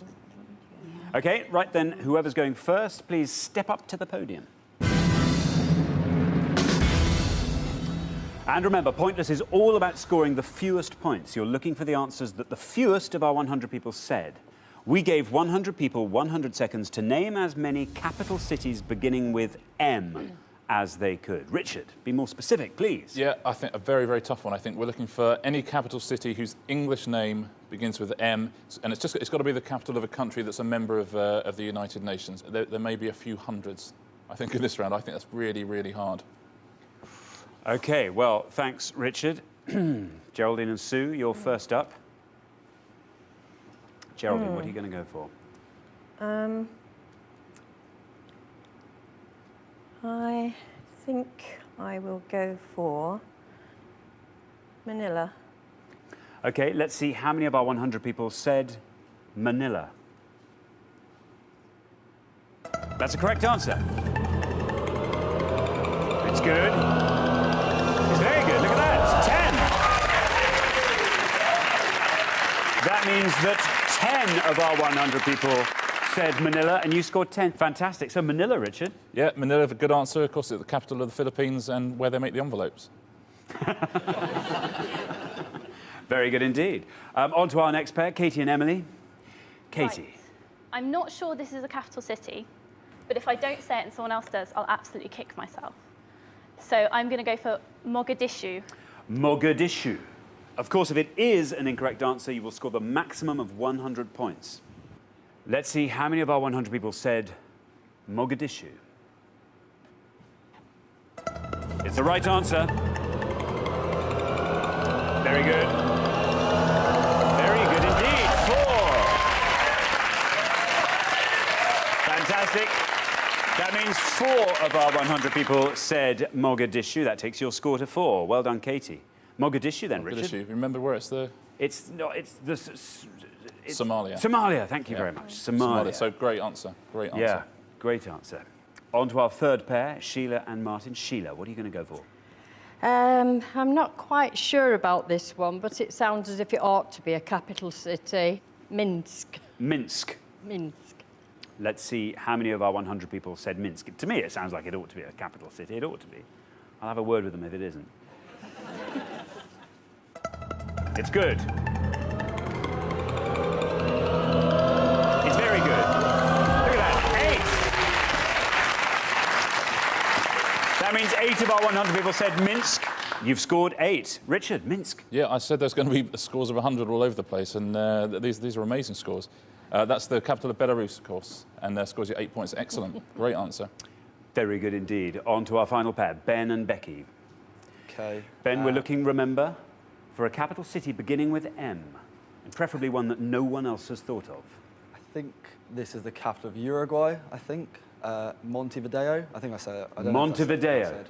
Let's see how many of our 100 people said Montevideo. It's good.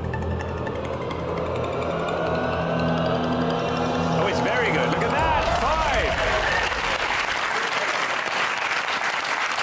5 of our 100 people said Montevideo. Takes your score to 5. Look at this grouping. It's fantastic. All between 4 and 10. Richard, Montevideo. Yeah, Ben's exactly right. The capital of Uruguay. What a brilliant first round. Excellent Amazing. scoring. Yeah, really good. OK, well, let's see where we are. We're halfway through the round.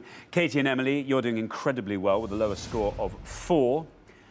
Susan and Geraldine, that's still an impressively low score, but obviously you are the current high scorers, so you've got to try and score as little as possible on the way back, otherwise you will be eliminated at the end of this round. Well, we're going to come back up the line. Will the second players please take their places at the podium? We're looking, remember, for a capital city beginning with M. So, Becky. Yeah. You're currently on 5. A respectable low score. The current high scorers are Sue and Geraldine on 10.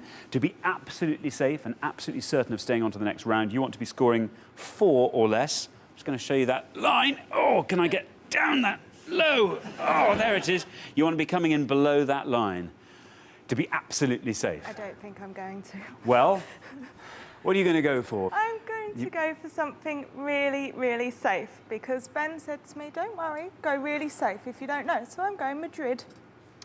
Very sensible. Let's see how many of our 100 people said Madrid. Wow, well, that's not bad. Not bad. Takes your score up to 62. Not bad. That means 57 of our 100 people said Madrid. You are now our highest scorers. You've got to hope that the remaining 3 pairs score high in the rest of this round. On to our next pair, Martin. You're currently on 8. To be absolutely safe, you want to be coming in below Becky and Ben on 62, which means you want to be scoring 53 or less. There's the line. You want to be below that. I think I'm going to go for something relatively safe as well. Capital of Mexico, Mexico City. Mexico City, very good. Let's see how many of our 100 people said Mexico City.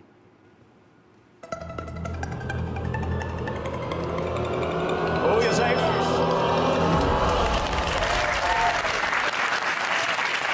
Very good. That means 26 of our 100 people said Mexico City. Takes your score up to 34. Oh, Ben and Becky. OK, you've just got to hope other people score high. Emily and Katie. You're currently on 4. The highest scorers are Ben and Becky on 62. You want to be scoring 57 or less to be absolutely safe. Emily, what are you going to say? I'm caught between 2 minds, between one which I think will be quite high scoring and one where I'm not 100% sure that it's the capital. But I think I'm going to take a risk and say Montreal. Let's see how many of our 100 people said Montreal. Oh! Unfortunately, that's a wrong answer. That means you score the maximum of 100 points. That's great news for Ben and Becky. Bad news for you, Emily and Katie. Montreal, Richard? Yeah, tough luck. It's not the capital of Canada. Ottawa is the capital of Canada. Yeah. That's so unfair. Bad luck. On to Sue and Geraldine. You're currently on 10. To be absolutely safe, you want to be scoring 93 or less, because Emily and Katie are on 104. That means you want to be coming below this red line here. What are you going to go for, Sue? I have no idea. Everyone that I've thought of has gone. It's not good going last. The only one I can say, I don't even know if it's a capital city. I've no idea, so I think we're going home. I've got to say Marrakesh.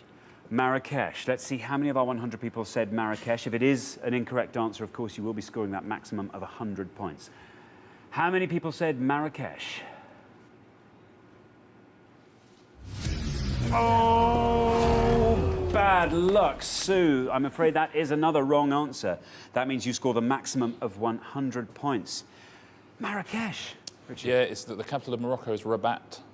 I'm afraid that's really tough luck. You see, Montreal and Marrakesh, Yeah. wouldn't it just be much easier? Can we not just make them capital cities, can't we? I mean, anyway, at the end of the round, the losing pair with the highest score are Susan and Geraldine. Ah, dear, oh dear. Were you kicking yourself? Were you hearing all your choices being eliminated by everyone else? Yeah, it's really tough. It's tough, isn't it, Mexico coming at the City end? was the only one I had. Oh, dear. And now I thought of Moscow, of course. Oh, isn't that the way? Well, that's bad news for you two, but Katie and Emily, phew-wee. You'll live to fight another day. Fantastic. Well, Richard. There were 2 pointless answers. These are the answers that none of our 100 people could remember. If anybody at home got this first one, then you must come along to the studio. It's Malikiok, Yes. Which, as you and I both know, is the capital of Palau. Yep. Has a population of 250 people. And it's only been the capital for 2 years. So if you've got Malikiok, then you've either just been there or you just dropped something on your computer keyboard. And that's what it spelled. Exactly. And the other one, of course, is much more famous. Mbabane. Mbabane, which is the capital of Swaziland, absolutely right. Very good. Top three we've already pretty much heard. So Mexico City was third. Moscow, which Sue thought of just too late, was second, would have kept you in the game. And the top one, of course, was Madrid, which is the capital of... I believe that might be Spain, I think. There you go, you see. You got all of them. Amazing. Fantastic. Well, thanks very much, Richard. Susan and Geraldine, that was your second and final chance on the show. Evidently, you just didn't have that pointless knowledge. You need to get through to the final. So we have to say goodbye now. But thanks so much for playing. You've been wonderful. Thank you. We gave 100 people 100 seconds to name as many capital cities beginning with B as they could. Richard, fill us in. We're looking for the capital of any country of the world whose usual English name begins with a B. As always, by countries, we mean a member of the UN that is a sovereign state in its own right. The only other thing I'll say is, in countries that have more than one capital, we're looking for the administrative capital. That's just, you know, your regular capital. There are 26 world capitals that begin with B. OK, Bob and Graham, you're kicking us off. Bob, a capital city beginning with B. What could be simpler? Absolutely no idea, so I'm going to go for a complete guess. Brasilia. Brasilia. A complete guess? Yeah. If it's wrong, obviously, you will score the maximum of 100 points. Let's see how many of our 100 people said Brasilia. It's good. It could be very good. Not bad at all. Good guess. That means 13 of our 100 people said Brasilia. Richard, Brasilia. Yeah, Brasilia, very good. Brazil's one of those countries where people get confused about the capital. It's not Rio, it's not Sao Paulo, it's Brasilia. So a perfect answer. Matt. I am going to go with Bratislava. Bratislava. I think it's a capital city. I hope so. I hope so too. If it's not, it's 100 points. Let's see how many of our 100 people said Bratislava. It's good. Down she goes. Oh! That means 5 of our 100 people said Bratislava. Richard? An even more perfect answer, it turns out. Do you know where Bratislava is the capital of? Moldova. Oh, it's so close. Slovakia. OK, on to our third pair. Catherine. I don't really think this is one, but I'm going to have to say it. Budapest. Budapest. Well, we are looking for capital cities beginning with B. Let's see how many of our 100 people said Budapest. It's good. It's very good. That means 19 of our 100 people said Budapest. OK. Richard, Budapest. Yeah, Budapest is the capital of Hungary, of course. On to our final pair. Rick, what are you going to give me? We're looking for capital cities beginning with B. I'm going to have to go with the only one that I can think of, and that's Belgrade. OK, let's see how many of our 100 people said Belgrade. It's a correct answer. Oh, it's very good. Look at that. That means 7 of our 100 people said Belgrade. OK, we are halfway through the round. Let's have a look at the scoreboard. Very revealing. OK, Matt and Dave looking very strong on 5. Keep up that low scoring and you'll definitely be through to the next round. Catherine and Deanne, it's not bad, 19, but I'm afraid you are our high scorers. So you've got to try and score as low as you can on the next pass. Hope everyone else scores high. OK, we're going to come back down the line. Will the second players please take their places at the podium? OK, capital cities beginning with B. That's what we're looking for. Anthony. Beirut. Beirut. You want to be scoring 11 or less with this to avoid becoming the new high scorers. There is the red line, way down there. You want to come in below that red line to be absolutely sure of staying on. Let's see how many of our 100 people said Beirut. It's a correct answer. Oh, it's good, Anthony. It's very good. Look at that.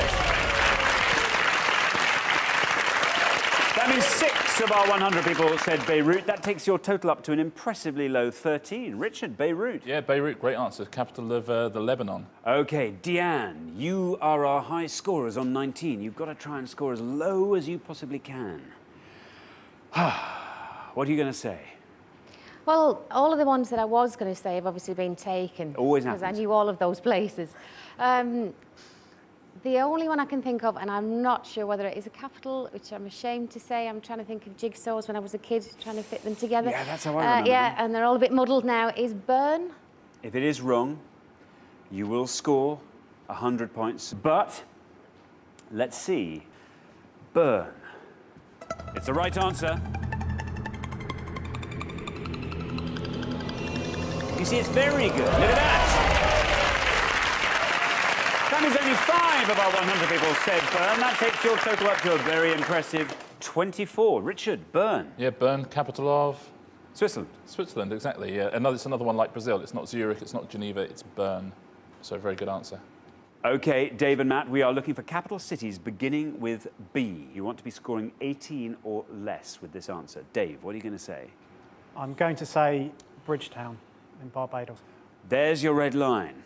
It's a low red line because everyone's scoring low. Of course, if your answer is wrong, if it's an incorrect answer, for whatever reason, you will score 100 points. Let's see how many of our 100 people said Bridgetown. Well, it's correct. It could be very good. It's good enough to see you through. Oh! That means 2 out of our 100 people said Bridgetown. That takes your total up to 7. You are definitely through to the next round. OK, Graham and Bob. Oh, it's tough being there, isn't it? It is. Have you had all your choices picked off by all the others? Absolutely, yeah. Bern was going to be one of my favourites. Oh, dear. OK. The really, really obvious ones are left now, which I'm not going to use because that means we're out. So I'm going to have to take a real punt-up field and go for Bogota. You have to score 10 or less with Bogota. There's your red line. It's just down there. Oh, let's see how many of our 100 people said Bogota. It's a correct answer. It's good. Not a pointless, but it's good enough. That means 9 of our 100 people said Bogota. That takes your total to 22. That's great news for you two. So at the end of round 2, the losing pair with the highest score are Catherine and Deanne. Bad luck. 24, it's a really low score there. Yes. Bad luck, though. I'm afraid your capitals just weren't obscure enough. No, we need to travel more, obviously. Did you have others as well up your sleeve? Absolutely not. Really? Oh, well, you've done very well all the same. Richard, what answers should they have gone for? Well, there were 9 pointless answers. There'd be people shouting obscure things at the television set now. Let's take a look at some of them. There is Bandar Seri-Begawan, which, of course, is the capital of... Stop shouting out. It's the capital of Brunei. Bamako, which is the capital of Mali. Bangui, which is the capital of our old friend, the Central African Republic, which seems to turn up in every pointless list we ever do. Banjul, which is Gambia. Basseterre, which is St Kitts and Nevis. Belmopan, which is the capital of Belize. A couple more, 3 more, I think. Bishkek, which is Kyrgyzstan. Bissau, which is Guinea-Bissau. Some people have got all of these at home. And Bujumbura, which, of course, Alexandra is the capital of Burundi. I won't embarrass you. Burundi, we know you know. Well done at home if you got any of those. And if you got all 9 of them, you possibly need to... I was going to say you need to get out more.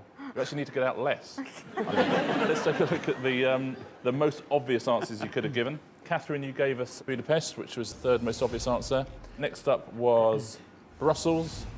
Alexander? It's Berlin. Berlin was the worst answer you could give. Well, thanks very much, Rich. OK, Catherine and Deanne, you've wasted one of your chances to get to the pointless final. We have to say goodbye to you for today, but we'll see you next time for your last chance. Thanks so much for playing. Thank you. Capital cities. Can you all decide in your pairs who's going to go first, who's going to go second? And whoever's going first, please step up to the podium.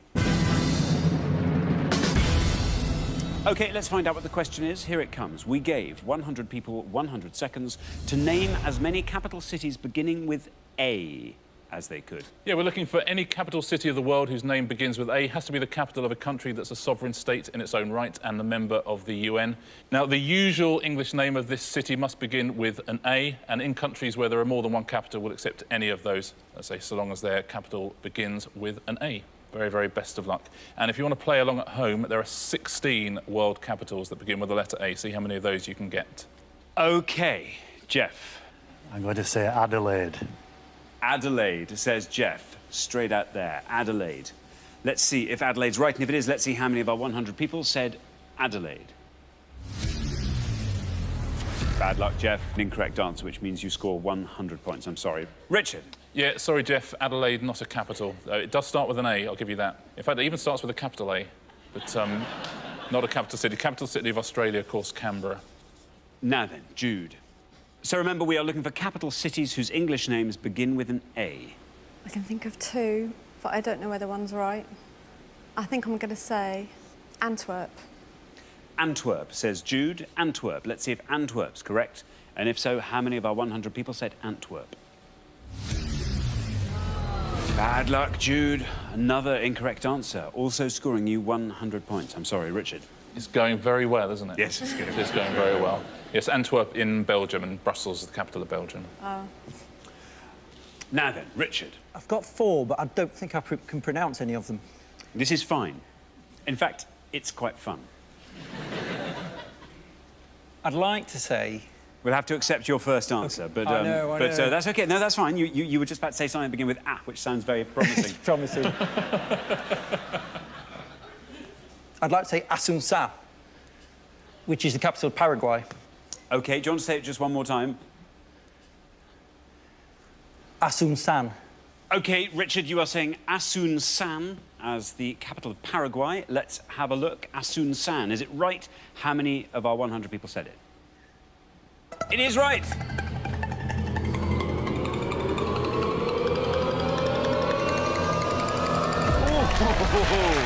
Very, very well done indeed, Richard. Best score of the pass, although that's not saying much. Richard. Yeah, you're right to worry about your pronunciation as well. That's absolutely on the edge of what I'd allow, I think, Asunción. It's Asunción. It's the capital of Paraguay, Asunción. So very well done. Asunción, absolutely close enough for me. Very well done. We're halfway through the round. Let's take a look at those scores, both of them. Richard and Nikki, 3. Fabulous low score. Jude and Simon, Jeff and Andy. You are both on 100, I need hardly remind you. So Simon and Andy, it's going to be a battle between you two to decide who stays at the end of this round and who goes. Very best of luck. Right, we're going to come back down the line. Can the second players please step up to the podium? We are looking for capital cities whose English names begin with an A. Nikki, you're on 3. The high scorers are Simon and Jude and Andy and Jeff on 100 each. So a score of 96 or less from you will see you through to the next round.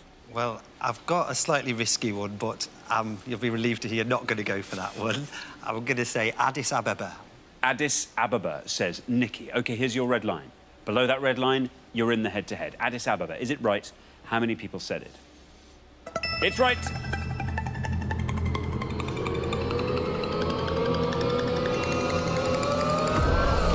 Very well done indeed. 4 for Addis Ababa, taking your total up to a lovely single-figure total of 7. Richard. Well played, Nikki. Also, Eurovision Song Contest expertise, very good for capital cities, isn't it? Though Addis Ababa, as yet, haven't hosted one. Well, I bet they do a great one, though. They would do an amazing one, wouldn't they? Yeah. Capital of Ethiopia, of course, Addis Ababa. Very good answer. Thank you very much. Now then, Simon, this is where the battle starts. Yeah. Simon, is this good for you? A good category? I know a few. OK. But I'm going to go for a risky one. I'm not even sure if it is a city, but... You're not sure it's a city? I'm not sure if I've made it up. But, OK. You know, I'm going for Accra. Accra, says Simon. Let's see if Accra is right, and if it is, let's see how many of our 100 people said Accra. It's right.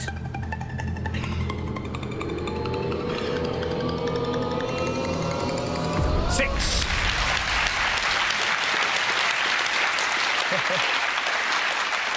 6 for Accra takes your total up to 106. Richard. So Accra, or if we're going to be the pronunciation police once again, it's Accra, or a lot of people say Accra. I think Accra's fair enough. It's capital of Ghana, another African country. Now then, Andy, you've had all this time. What is the most obscure capital city beginning with A you can think of?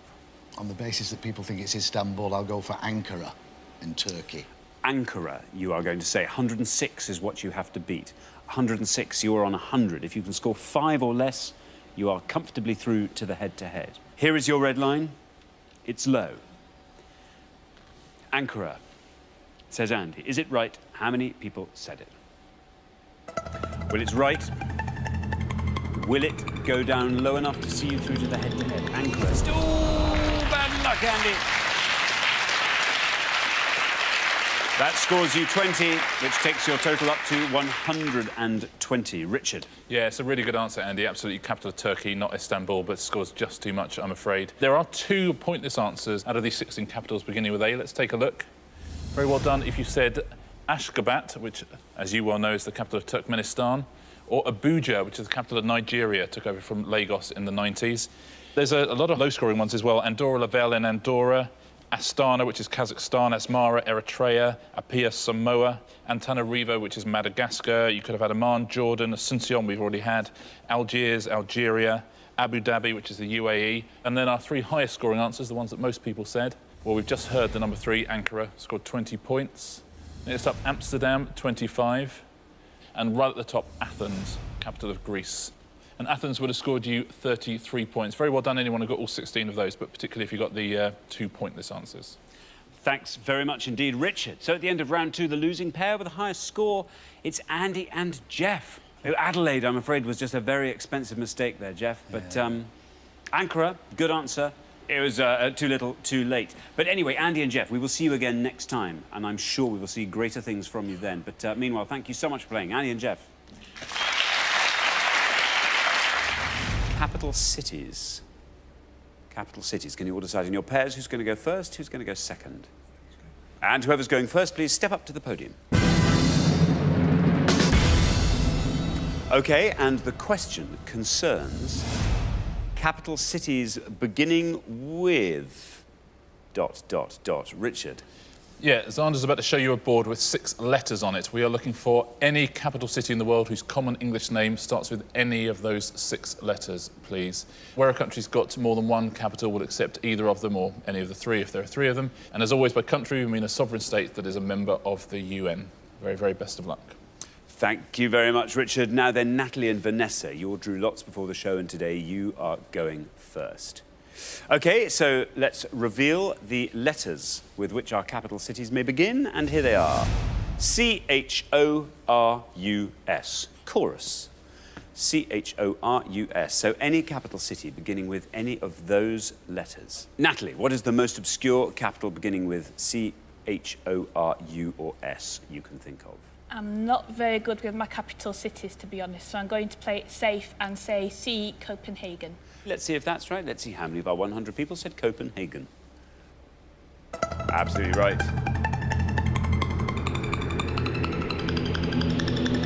21.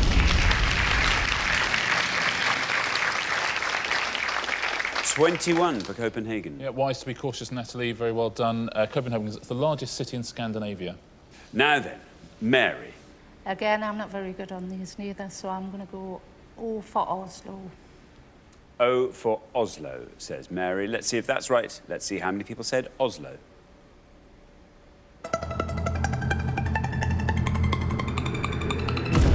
47. 47 for Oslo. Yes, still in Scandinavia, the capital of Norway, though a much bigger score. Now then, Gemma. Gemma, the most obscure capital city beginning with one of these letters that you can think of. I'm going to go for the capital city of Iceland, Reykjavik. Reykjavik, says Gemma. Let's see if that's right. Let's see how many of our 100 people said Reykjavik. Absolutely right. Down it goes. Look at that, still going down. 8. Gemma. Very, very well done indeed. Our first single-figure score. Yeah, great introduction to the game, Gemma. Well done. About 60% of Iceland's population live in Reykjavik. Now then, Kay. A capital city beginning with any of these letters? I'm going to choose S and say St. John's. St. John's, says Kay. Let's see if that's right. Let's see how many of our 100 people said St. John's. Absolutely right.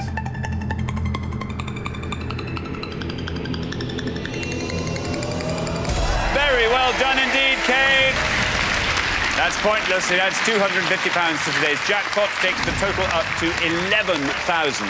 It scores you nothing. Very, very well done indeed, Kay. Fantastic answer. Brilliant, Kay. That feels a bit better than last time, doesn't it? It does do you know feel what it's better. the capital of? Some Caribbean island. Some Caribbean island is the correct answer. Yeah. Yes, Antigua and Barbuda. Yeah. Very well done indeed. So we're halfway through the round. Let's take a look at those scores. Kay and Ray looking very, very strong indeed on nothing there. Gemma and Martin, likewise, looking pretty good. On 8, then up to 21, where we find Natalie and Vanessa. And then up quite a hike to 47, where we find Mary and Carrie. So, Carrie, a little bit of pressure on you to find a nice low-scoring answer to see if that'll keep you in the game on the next pass. Very best of luck. We're going to come back down the line. Can the second players please take the places at the podium?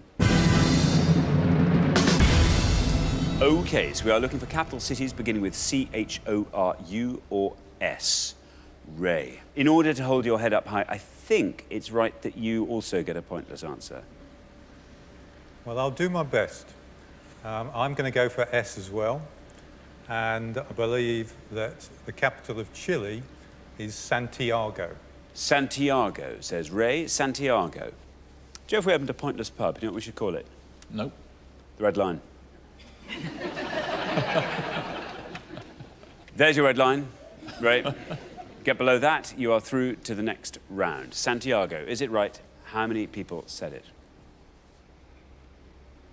Absolutely right. And you are through. 5. Not bad at all, Ray. 5. Takes your total up to 5. Well played, Ray, but frankly hopeless next to Kay, I'm afraid. 5 points. Yeah, Santiago, capital of Chile. So, Martin, the high scorers on 47 are Carrie and Mary. You're on 8. If you can score 38 or less, you're through to the next round. I'm going to try Rabat. Rabat. Let's see if that's right. Let's see how many people said it. Absolutely right. You are through to the next round. Oh, 2, Martin. Very, very well done. 2, our second best score so far. Takes your total up to 10, Richard. Well done, Martin. There's some very low scoring on those last 2 podiums, aren't there? Very, very impressive. Yeah, the capital of Morocco. Used to be Fez, now Rabat. Carrie, you are the high scorers on 47. We need a low scoring answer from you. I think Rousseau is the capital of Dominica. Rousseau. How many people said it? Is it right? It is right.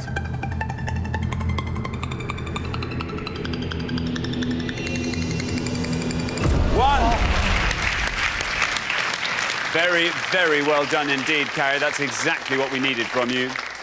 Is it going to be enough, I wonder, to keep you in the game? It takes your total up to 48. Richard? Yes, puts all the pressure on Vanessa now. Can I just say publicly, though, how is that not a pointless answer? They actually pronounce it Rosso, but it's spelled Rousseau or Rosso. But Rosso. Rosso. If you're Dominican, that's what you'd call it. Vanessa? Hi. You're on 21. The high scorers are Carrie and Mary on 48. If you can score 26 or less, you are through to the next round. Okay, fingers crossed. I'm going to go for the capital city of my mother's island in the West Indies, which is St. George's. Well, St. John's did very, very well for Kay. Let's see if St. George's can do the same for you. Best of luck. St. George's, is it right? How many people said it? It's right. And you're through to the next round. And it's pointless. Very, very well done indeed, Vanessa. That adds another £250 to the jackpot, takes the total up to £11,250. It scores you nothing, it leaves your total at 21, and it sees you through to the next round. Very, very well done indeed. Very, very well played, Vanessa. Capital of Grenada. Yeah, absolutely right. Terrific answers from everyone there, though, isn't it? It's a shame to lose anybody after a round of that quality. Let's take a look at some more of the pointless answers up here. Well done if you said any of these. Ouagadougou, that's the capital of Burkina Faso. There's St. George's, that's a terrific answer. San Jose, which is the capital of Costa Rica. San Salvador, that's El Salvador. Santo Domingo, that is the Dominican Republic. Sao Tome, that's Sao Tome and Principe. Sarajevo, which is the capital of Bosnia and Herzegovina. There's Skopje, which is the capital of Macedonia, and Suva, which is the Fijian capital. There's two more. There's Sucre, which is one of the two capitals of Bolivia, and Srijayawardenapura Kotte, which is the capital, as you know, of Sri Lanka. It's the official title of the capital of Sri Lanka. Thank you very much indeed, Richard. So at the end of our first round, the pair with the highest score who'll be leaving us, I'm afraid, Carrie and Mary. Lovely having you on the show. We will see you again next time, and we'll look forward to that very much indeed. Carrie, Mary, excellent contestants. Thanks. Thank you. Cities. Cities. Can you all decide in your pairs who's going to go first, who's going to go second? I don't mind. Okay. And whoever's going first, please step up to the podium. OK, and the question concerns cities that begin with D. Cities beginning with D, Richard. On each pass, we're going to show you 6 clues to cities of the world that begin with the letter D. You just have to give us a nice obscure answer, give us an incorrect answer. As always, you're going to score 100 points. So we 12 cities with D to guess at home. Good luck. OK, so we're looking for these cities beginning with D, and here's our first board. We have got the capital city of Qatar, formerly known as Andong. Name of a US soap opera that started in 1978, the largest city in the state of Michigan, originally a Slavic settlement called Dresden, and a city sited on the estuary of the River Liffey. I will read those all one last time. The capital city of Qatar, formerly known as Andong, name of a US soap opera that started in 1978, the largest city in the state of Michigan, originally a Slavic settlement called Dresden, and the city sited on the estuary of the River Liffey. There we are, 6 clues to cities beginning with D. So, Sam, how are we feeling about cities beginning with D? I could name a few, but I'm not sure about any on that board. I think I will go for the largest city in the state of Michigan and say Detroit. Detroit, says Sam. Let's see if that's right, and if it is, let's see how many people said it. Detroit. That's right.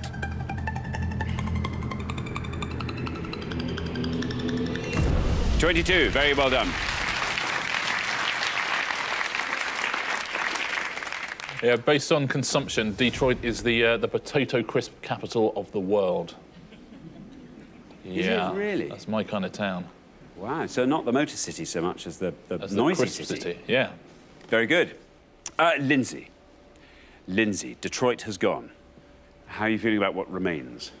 This is not my best round. Geography is not my strong subject if it's not within South America, really. So I'm going to have to pick something that I think is going to be quite high scoring and hope Lizzie gets a better answer. So I'm going to say the name of a US soap opera that started in 1978 as Dallas. Dallas. Let's see if Dallas is right. Let's see how many people said it.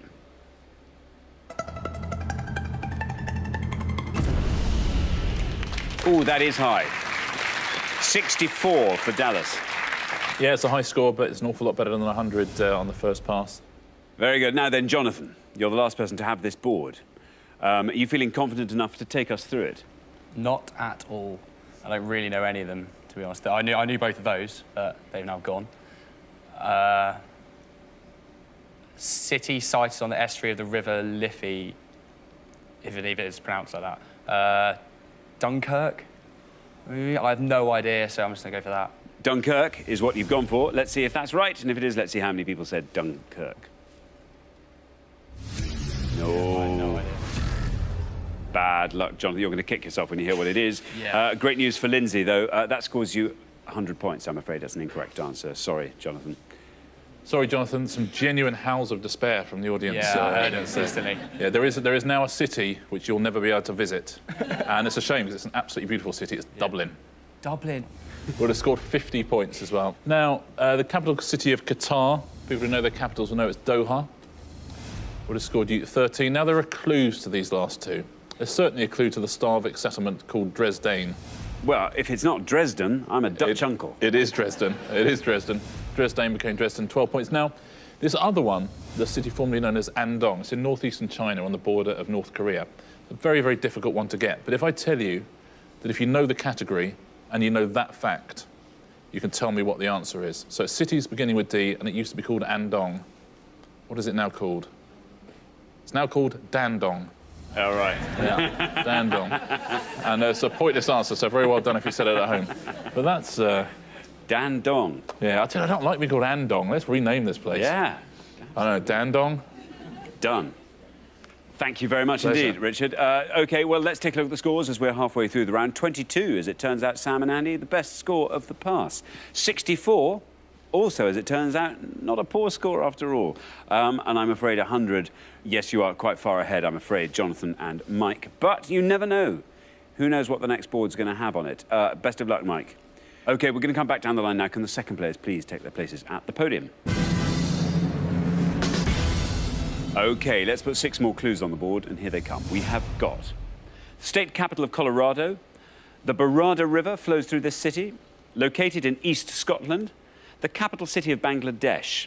It's home to the Burj Khalifa. And the city in the South African province KwaZulu-Natal. I'll read those all one last time. The state capital of Colorado. The Barada River flows through this city. Located in East Scotland. The capital city of Bangladesh. It's home to the Burj Khalifa and a city in the South African province of KwaZulu-Natal. There we are, 6 clues to 6 cities, all of them beginning with D. Now then, Mike. How do you feel about that board? I feel that John would have probably been quite good at this board because I know his knowledge quite, and I reckon he would have done all right at this. So I'm a bit disappointed with the selection of individuals to go for the question. But I reckon I'm going to go for is home of the Burj Khalifa as Dubai.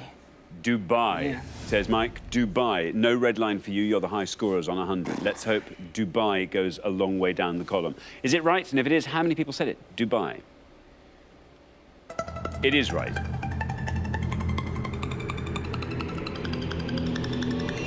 Oh, he's doing a brilliant job for you. Look at that, Mike. 6. That's exactly what you needed. 106 your total. Very well done. The lowest score by a margin of the round so far. Terrific answer, Mike. You've given yourself a chance now. It's 828 metres high, the Burj Khalifa. It's really big. That is big. It's almost as big as you. Anyway, there we are. Now, Lizzie. Yes. Lizzie, it's your turn. The high scorers, Mike and Jonathan, on 106. You're on 64. You have to score 41 or less to go through to the head-to-head. Yeah. So remember, we are looking for the names of these capital cities beginning with D.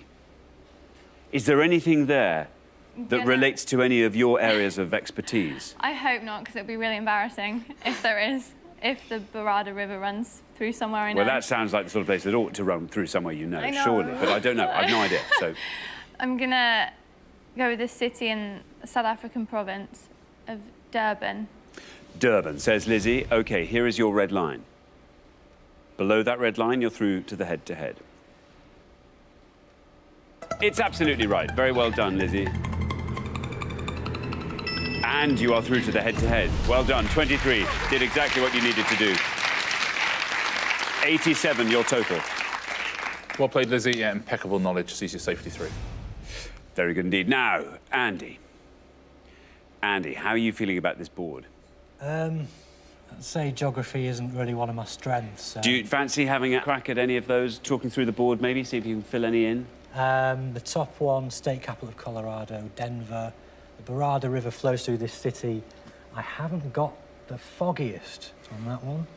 Located in East Scotland might be Dundee. The capital city of Bangladesh is within my grasp, but I just can't think of the name. I'm lying, I haven't got a clue. I think I'm going to go for the state capital of Colorado and say Denver. Denver. Denver, Colorado. You're saying the high scorers remain Mike and Jonathan on 106. You're on 22. 83 or less sees you through. How many people said Denver, Colorado? Is it right? It is right. You are in the head-to-head.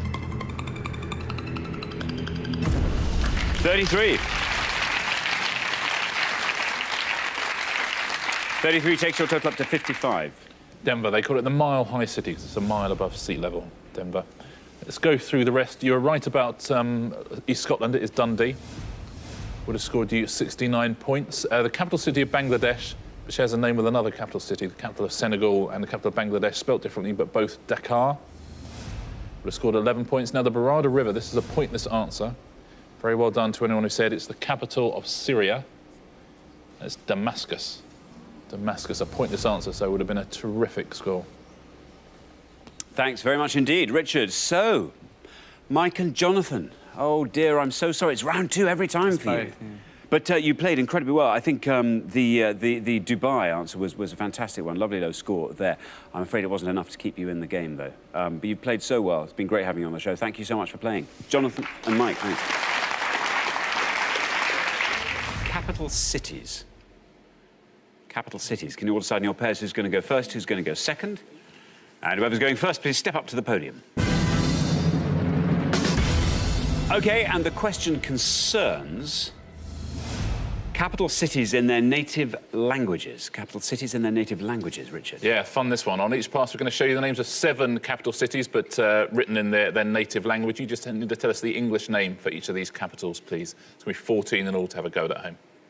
OK, so we're looking for the names of these capital cities in English, the English names of the capital cities. And here is our first board of 7. We have got Tarablus, Lisboa, La Habana, Wien, Athene, Bucuresti, and Krungthep. I'll read those all one last time. Tarablus, Lisboa, La Habana, Wien, Athene, Bucuresti, and Krungthep. Mark. Here from Leicester, what do you do, Mark? I'm an electrician. And how do you and Omar know each other?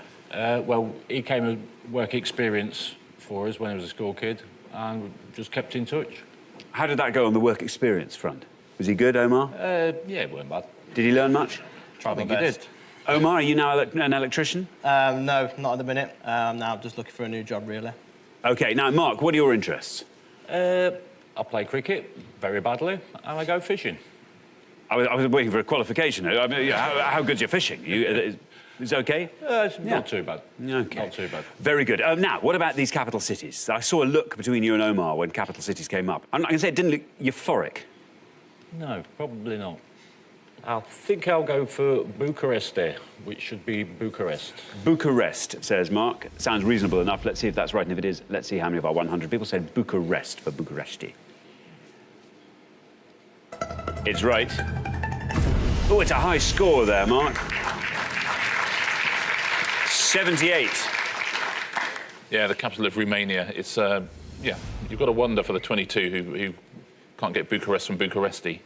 The clue's there in the first bit of the word, isn't it? Yeah. It's just knocking the eye off, really. It is essentially it in English with an eye on the end, isn't it? Yeah, it's what if you were in a childhood game trying to make up what Bucharest would be in Romanian, you go Bucuresti. Yeah, exactly. Or you might go Bucharest off, but either way you'd get it. Yeah, I think. Unless you're 22% of the British population. In which case you go, oh, I don't know, is it Edinburgh? Is it Edinburgh? Thanks very much indeed. Now, Alan, welcome to the show. Good to have you here. What do you do, Alan? I manage a community learning centre.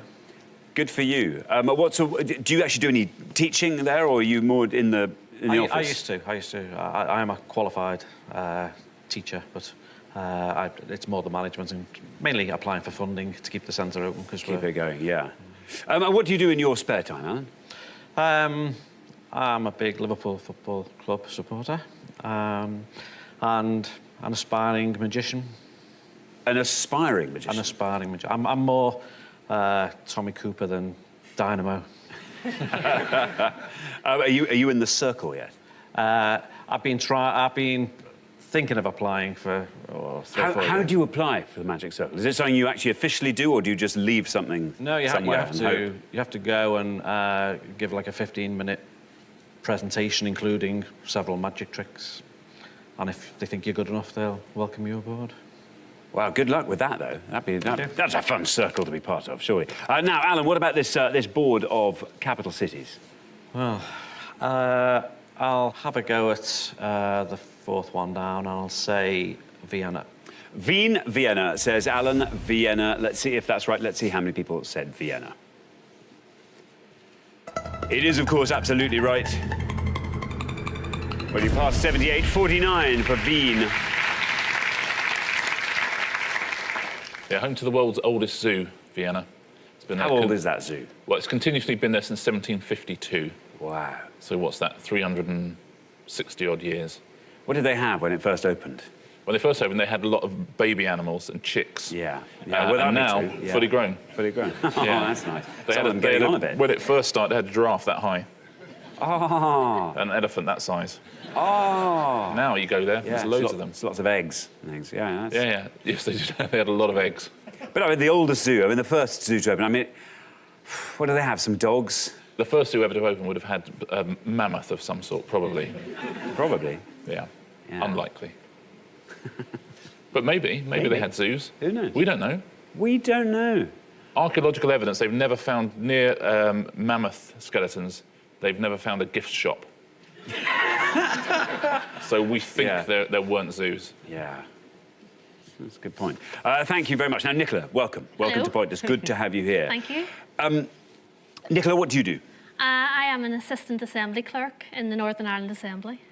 And which is your department there? I work in the outreach office and I look after VIP visits. Oh, that's got to be the best job of them all, hasn't it? It is very Quite good. stressful. It can be, yes. VIPs can be very demanding, but the majority of them are very nice. And you and Richard are very welcome to come. Oh, that'd be nice. Would we be VIPs if we went to Belfast? To the Northern Ireland Assembly? That'd be amazing. That'd be good, because, I'm sure we could shake things up there a little bit. Yeah, well, I'll say. Yeah.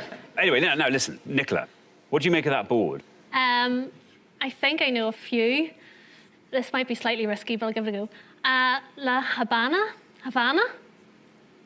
Slightly risky. Well, let's find out. La Habana, Havana.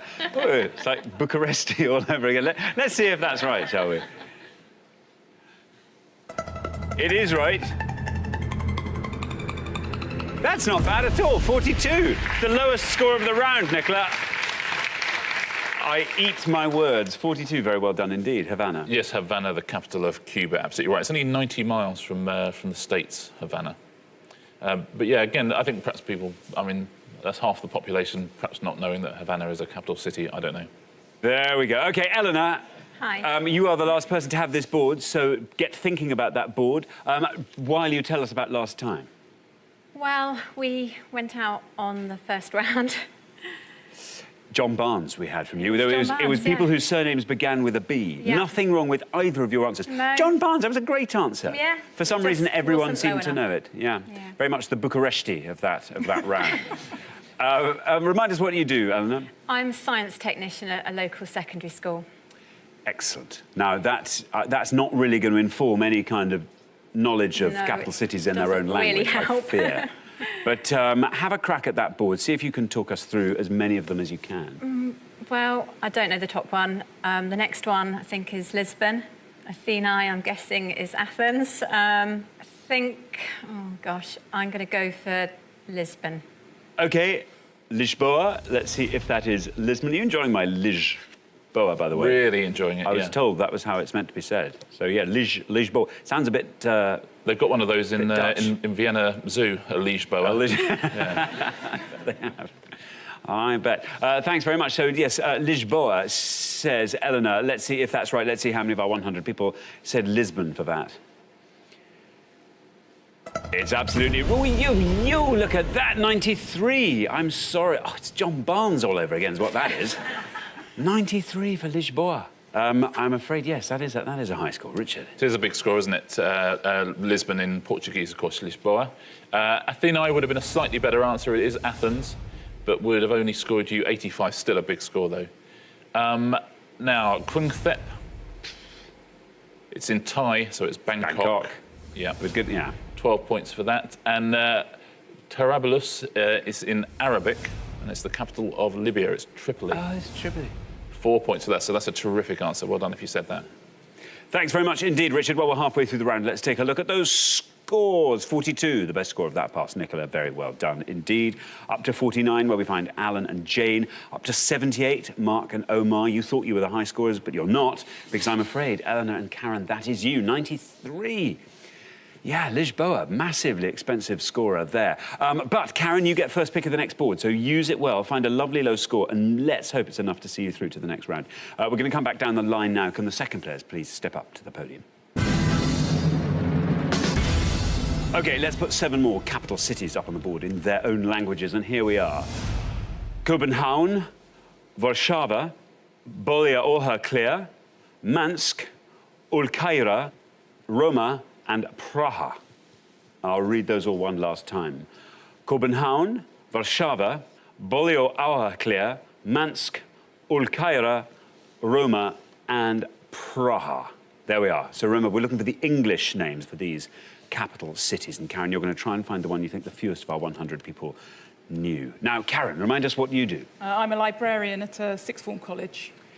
OK, and in your spare time, Karen, what do you get up to? Well, apart from making cakes, I enjoy music. I play the trombone and the piano, and I enjoy singing as well. Do you play the trombone in a band? Or... I have done. I've played with brass bands in the past, but at the moment I'm not playing very much. But there is a small group of friends, and we get together from time to time and blow a few tunes. Blow some tunes. Yeah. OK, now, Karen, there you are, the high scorers on 93. You're not way ahead of Omar and Mark, but you are ahead. Yeah. So we need a low score. What do you make of that board, first off? There's a few there that I'd have a stab at. So I'm going to go for the bottom one and say that that's Prague. OK, Prague, says Karen. Let's see how many of our 100 people said Prague for Praha. No red line for you as you're the high scorers. It's right. 75. That is a high score. 168. I mean, you are just in with a chance of remaining with us at the end of the round. Yeah, that's the capital of the Czech Republic, in Czech. Now, Ross. Hiya. Welcome. What do you do, Ross? I am a civil servant. A civil servant in the civil service of Northern Ireland. Yes, Northern Ireland Civil Service. Can we ask any further than that, or is it best that we don't? If it had to tell you, then I'd have to kill you. Go on, tell him. Go on. Yeah, that's fine.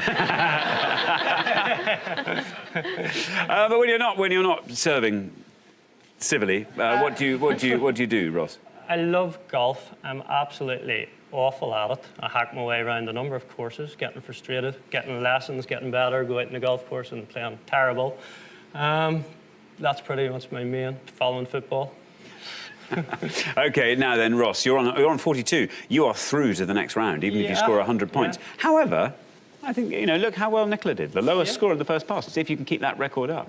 Yeah, I think I know 3 of them. One of them I think's risky, but I could go for it because we're safe.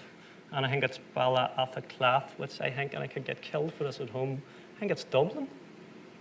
And let's find out if it's right. No red line for you, as you are already through. But let's see if that is indeed Dublin. It is absolutely Dublin. Very well done, Ross.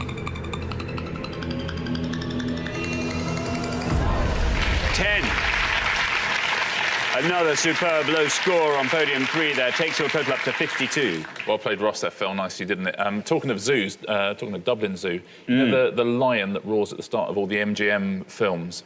He was born in Dublin Zoo. Then, what, went over to LA, seek his fortune, or what? Yeah, exactly. Yeah. Very much, a lot like Colin Farrell. Yeah. Actually, a lot like Colin Farrell. Like Colin Farrell. Yeah. Excellent. Good stuff. Now, Jane. Hello. Jane, welcome to the show. Great to have you here. Always nice to have a father-daughter combination. Yeah, exactly. It's very much a favourite combination on Pointless. What do you do, Jane?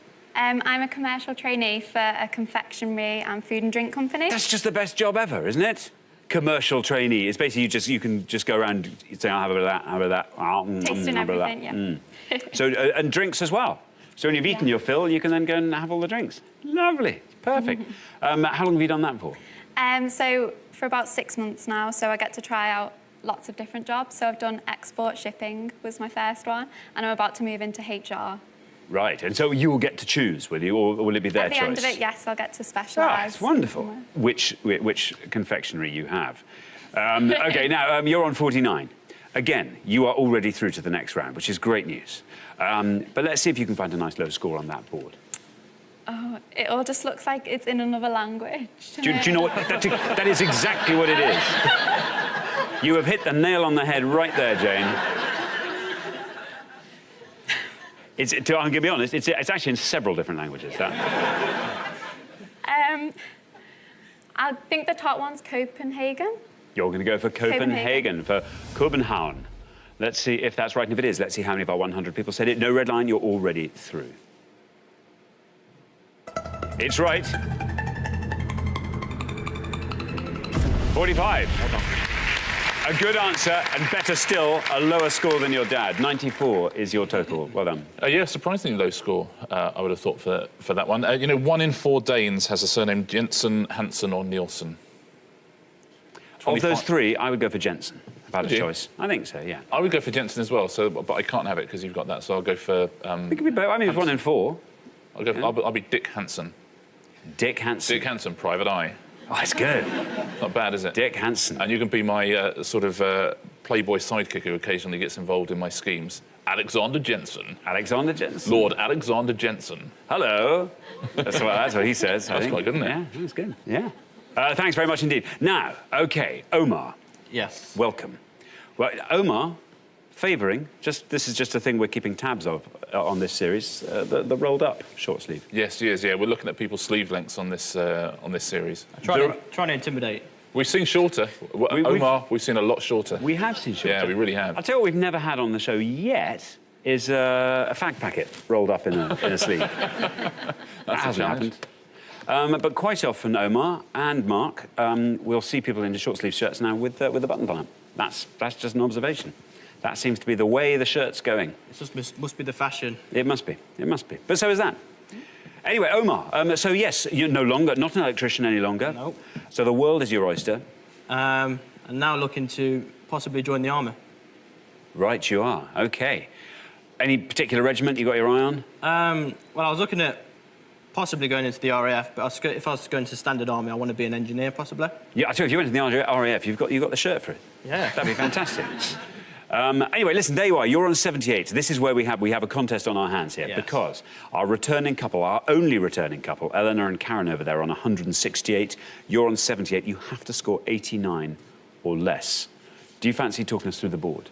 Well, Roma is obviously Rome. Warsaw would be Warsaw. Warsaw? It'll do. I know what you mean. Mansk, I have an inkling it may be Minsk, but I think Warsaw should score enough, so I'll go with Warsaw. OK, we'll say Warsaw for... there's your red line. If you can get below that with Warsaw for Warszawa, you are through to round 2. Let's see if you can. Is it right? Oi, look at that, 84.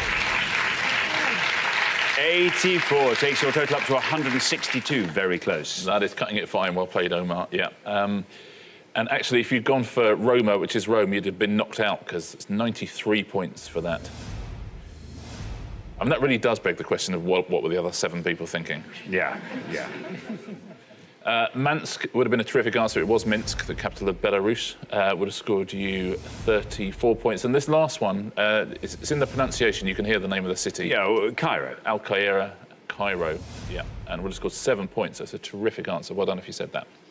Thanks very much indeed. So at the end of our first round, the pair heading home. It's our returning pair, Karen and Eleanor, and they seemingly just can't get beyond round 1. Now, Eleanor, did you know others on that board that were lower scorers? All gone. Oh, I see. So it was Lisbon the curse of this podium. Lisbon or bust. Yeah, it can be. I always tell people that's a great podium. I'm now beginning to realise it's not always, is it? It is. But you get first choice the second time round. First choice, second time. That's why it's good. Actually, and sometimes it forces you into a lower scoring answer. Didn't today, though, I'm afraid. Sorry. Karen, Eleanor, it's been lovely having you on the show. Thank you so much for playing. I'm sorry we're saying goodbye so soon. And the final question of this round is all about capital cities beginning with K. We're going to show you the names of 5 capital cities now beginning with K, but we've left out alternate letters from their name. Can you fill in those gaps? The team with the best answer is going through to play for that jackpot, so very best of luck to you all. Thanks very much. Let's reveal our 5 capitals beginning with K, and here they are. KGL, KAALMU, KNSO, KBL and KTMNU. I will read all of those again. KGL, KAALMU, KNSO, KBL and KTMNU. Now then, Alice and Steve, you will go first.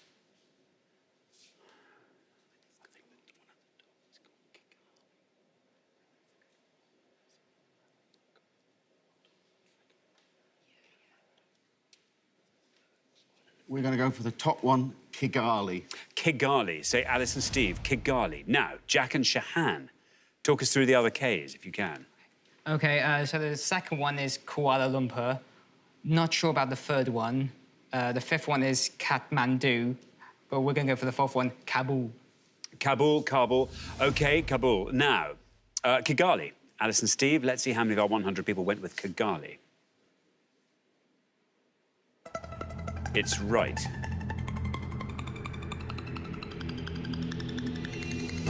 Ooh, 17. Very well done indeed. 17 for Kigali. Jack and Shahan, meanwhile, have gone for Kabul, the one up from the bottom. Let's see if that's right. Let's see how many of our 100 people said that. It's right. Ooh. 71. 71, which means very well done. Alice and Steve, after 3 questions, you are through to the final 2-1. Yeah, and Kigali's the best answer on the board. Nothing you could have done about it. Terrific head-to-head. Well played, both teams. You're right about Kuala Lumpur. That would have scored you 25. We'll leave the middle one for a second. The one at the bottom, as you said, was Kathmandu. That would have scored 77. Do you know the middle one? Capital of Jamaica. Oh, Kingston. Yeah, Kingston. That would have scored 21. There we are, thank you. So the pair leaving us at the end of the head-to-head round. I'm so sorry. 2 head-to-head rounds consecutively you've been in, Jack and Shahan, and played incredibly well in both shows, but I'm afraid this is where we have to say goodbye. But it's been great fun having you on. Thank you so much. Jack and Shahan. Well done, everybody. Welcome to round 2. Our category for round 2 this afternoon is geography. Can you all decide in your pairs who's going to go first, who's going to go second?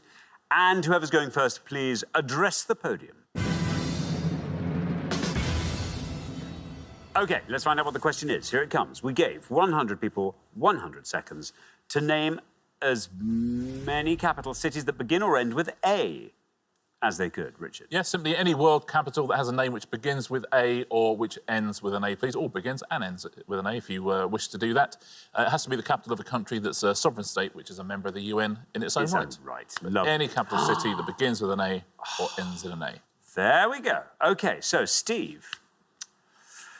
Yes. A few in mind. I'm hoping maybe for Bogota.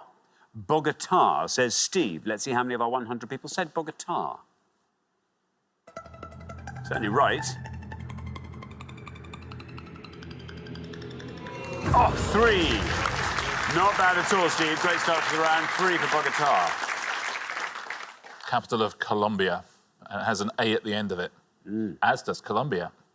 Something to think about. Very strange. Thank you very much indeed. Now, Alex. I am going to say the capital of Qatar, which is Doha. Doha, says Alex. Let's see how many of our 100 people said Doha. It's right. And that is a pointless answer. Very well done indeed, Alex. That adds £250 to today's jackpot, takes the total up to £2,250, scores you nothing, and earns you our undying respect. Very well played, Alex. Yes, Qatar. Very good. Doha. Nice. Very nice indeed. OK, Jack. So we're just looking for any capital city that begins with an A or ends with an A, or both. Oh, now we've got our pointless blood up. Come on. I'm just trying to think outside the box a little bit.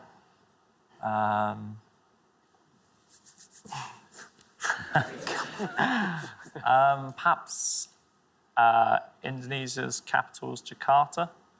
Jakarta. OK, let's see how many of our 100 people said Jakarta. It's right.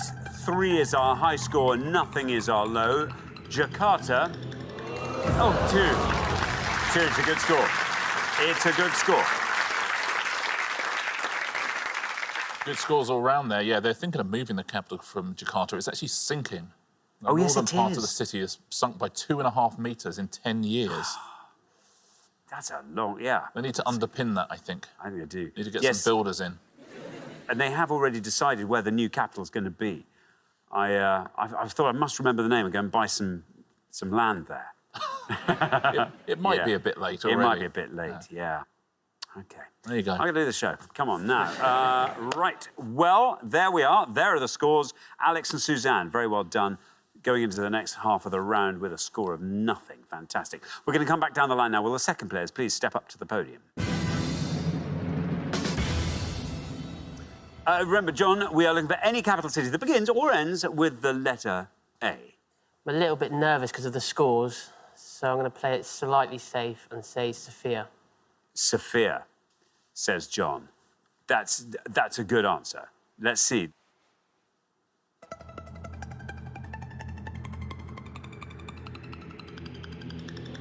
Nine for Sofia. OK, that takes your total up to 11. Yeah, capital of Bulgaria, which, again, also ends in an A. Ends IA. I know. In fact, someone needs to launch an inquiry into this. It's all a little bit too neat. A little bit, isn't it? A bit too neat. I don't like things that are too I don't know if neat. anyone's ever been to Sofia, but my suspicion is it does not exist. Thank you very much indeed, Richard. Now, Suzanne, there you are. You're on nothing at the moment. If you can score 10 or less, you're through. Sofia was my answer, and I'm just like, no, completely can't think of any others. I might say Georgia, being the capital of Georgia. OK, Georgia, says Suzanne. Let's see what happens when we say Georgia. Here's your red line.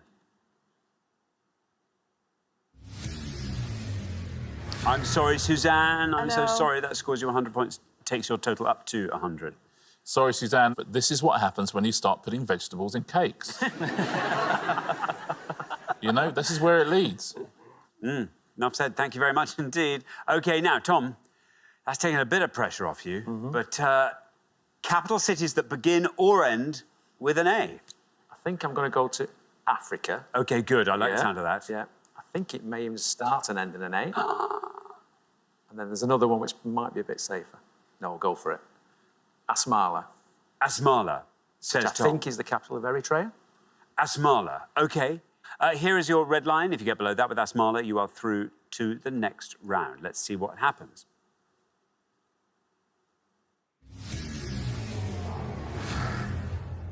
That scores you 100 points, takes your total up to 103.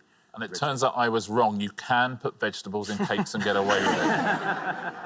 That is really, really unlucky, because, look, you could have gone for the easiest answer there. You know you'd have got through. You went for a risk. It's Asmara is the capital of Eritrea, not Asmara. It's Asmara. I'm so sorry. And, I mean, goodness me, well done for going for it. It's such a classy thing to do.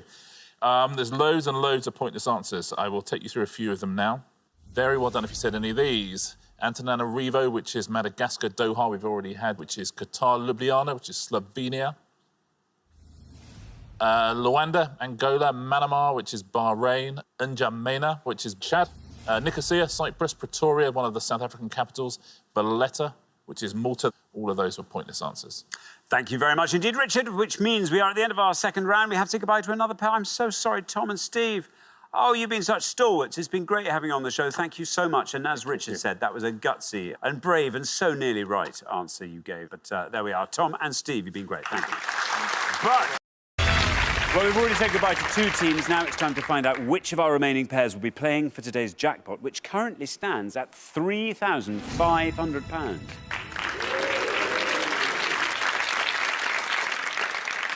Very good. You're now going to go head-to-head on up to 3 questions, and you're now allowed to confer with your partner. All you have to do is come up with an answer that scores less than the other pair to win that question. The first pair to win 2 points will be going through to our jackpot final. OK, let's play Pointless.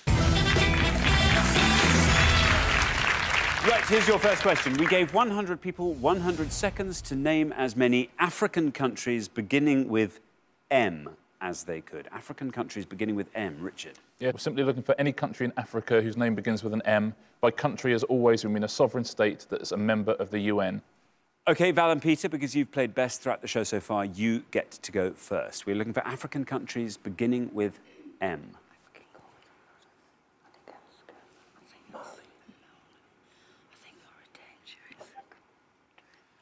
OK, Val and Peter, you got an answer. We've used Val's wise brain and come up with Mauritania. Mauritania. OK, very good. Good answer. James and Tom. We've got a few to choose between. Go on, We have Mozambique, Mali, Malawi. And Madagascar at the moment. I think we've got to go Madagascar, haven't we? Madagascar? Yeah. Okay, yeah. We'll go for Madagascar then. Madagascar. OK, so we have Mauritania and Madagascar. Let's take them in the order they've been given. Val and Peter said Mauritania. Let's see if it's right, and if it is, let's see how many people said it. Mauritania. It is correct.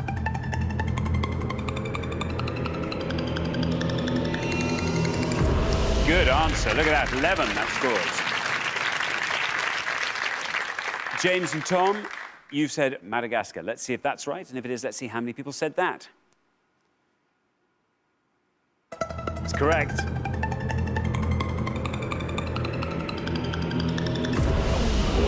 '27. So, after the first question, it is 1-0 to Val and Peter. Richard. Yeah, Mauritania is a really good answer, but there was actually one answer that could have beaten it. So, well done at home if you said Mauritius, which was the lowest answer of all, would have scored you 9 points. There's Mauritania, 11. We've heard most of these. Madagascar, 27. Mali, 28. Morocco, 32. Then right at the top, Malawi with 42 and Mozambique with 52. Very well done if you got all 7 of them. World leaders at the turn of the century. Richard. Yep, simply going to show you the names of 7 world leaders at 2000. You just have to tell us what country they were leaders of, please. 7 on the first board, 7 on the second, 14 world leaders to guess at home. Which country were they leaders of? Thank you very much indeed, Richard. OK, so we're looking for the countries of which these people were leaders at the turn of the century. Here's our first board of 7. Jacques Chirac, President, 1995 to 2007. Thabo Mbeki, President, 1999 to 2008. Bill Clinton, President, 1993 to 2001. Jean Chrétien, Prime Minister, 1993 to 2003. Akihito, Emperor, 1989 to 2019. John Howard, Prime Minister, 1996 to 2007. And Bertie Ahern, Taoiseach, 1997 to 2008. And here they are one more time. Jacques Chirac, Thabo Mbeki, Bill Clinton, Jean Chrétien, Akihito, John Howard, and Bertie Ahern. There we are. Jack, hello. Welcome to Points. Good to have you here from Bristol. Yes. Tell us all about yourself, Jack. So I currently work in the customer service department for an energy company in the UK, dealing with just general queries, billings and complaints and things like that. Does that mean you're on the telephone? Yes, yeah, on the telephone. Do you wear a little headset? I do indeed, yeah. How many hours do you do at one sitting? I normally go like 4 hours before a break. 4 hours? That is out of choice, though. Do you not get hot?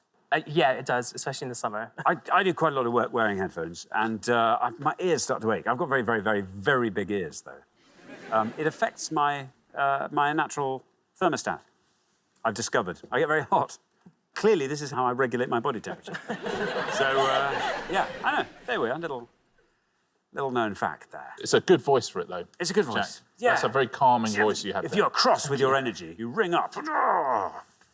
Then you wait for 4 hours. 4 hours. And then just when you're about to let loose, Jack answers. What do you say? Hello, you're through to Jack at... Yeah.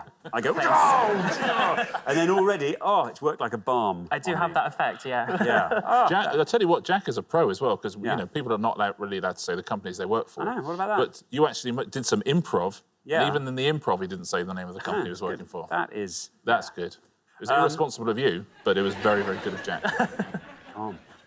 Yeah. OK, now, Jack, what are you going to go for on our board here of world? Politics really isn't something I'm very strong in, so I'm going to go for the 4th one down and say France. OK, for Jean Chrétien, you're going to say France. Let us find out if that is right. Let's see how many people said it, if it is. No. I'm afraid, Jack, that's an incorrect answer. Scores you 100 points. Yeah, sorry, Jack, not France. I'll give all the correct answers at the end of the pass. Thank you very much indeed. Richard, Ian, welcome to Pointless. Lovely to have you here. Tell us all about yourself. So I work for a multinational office furniture manufacturing company.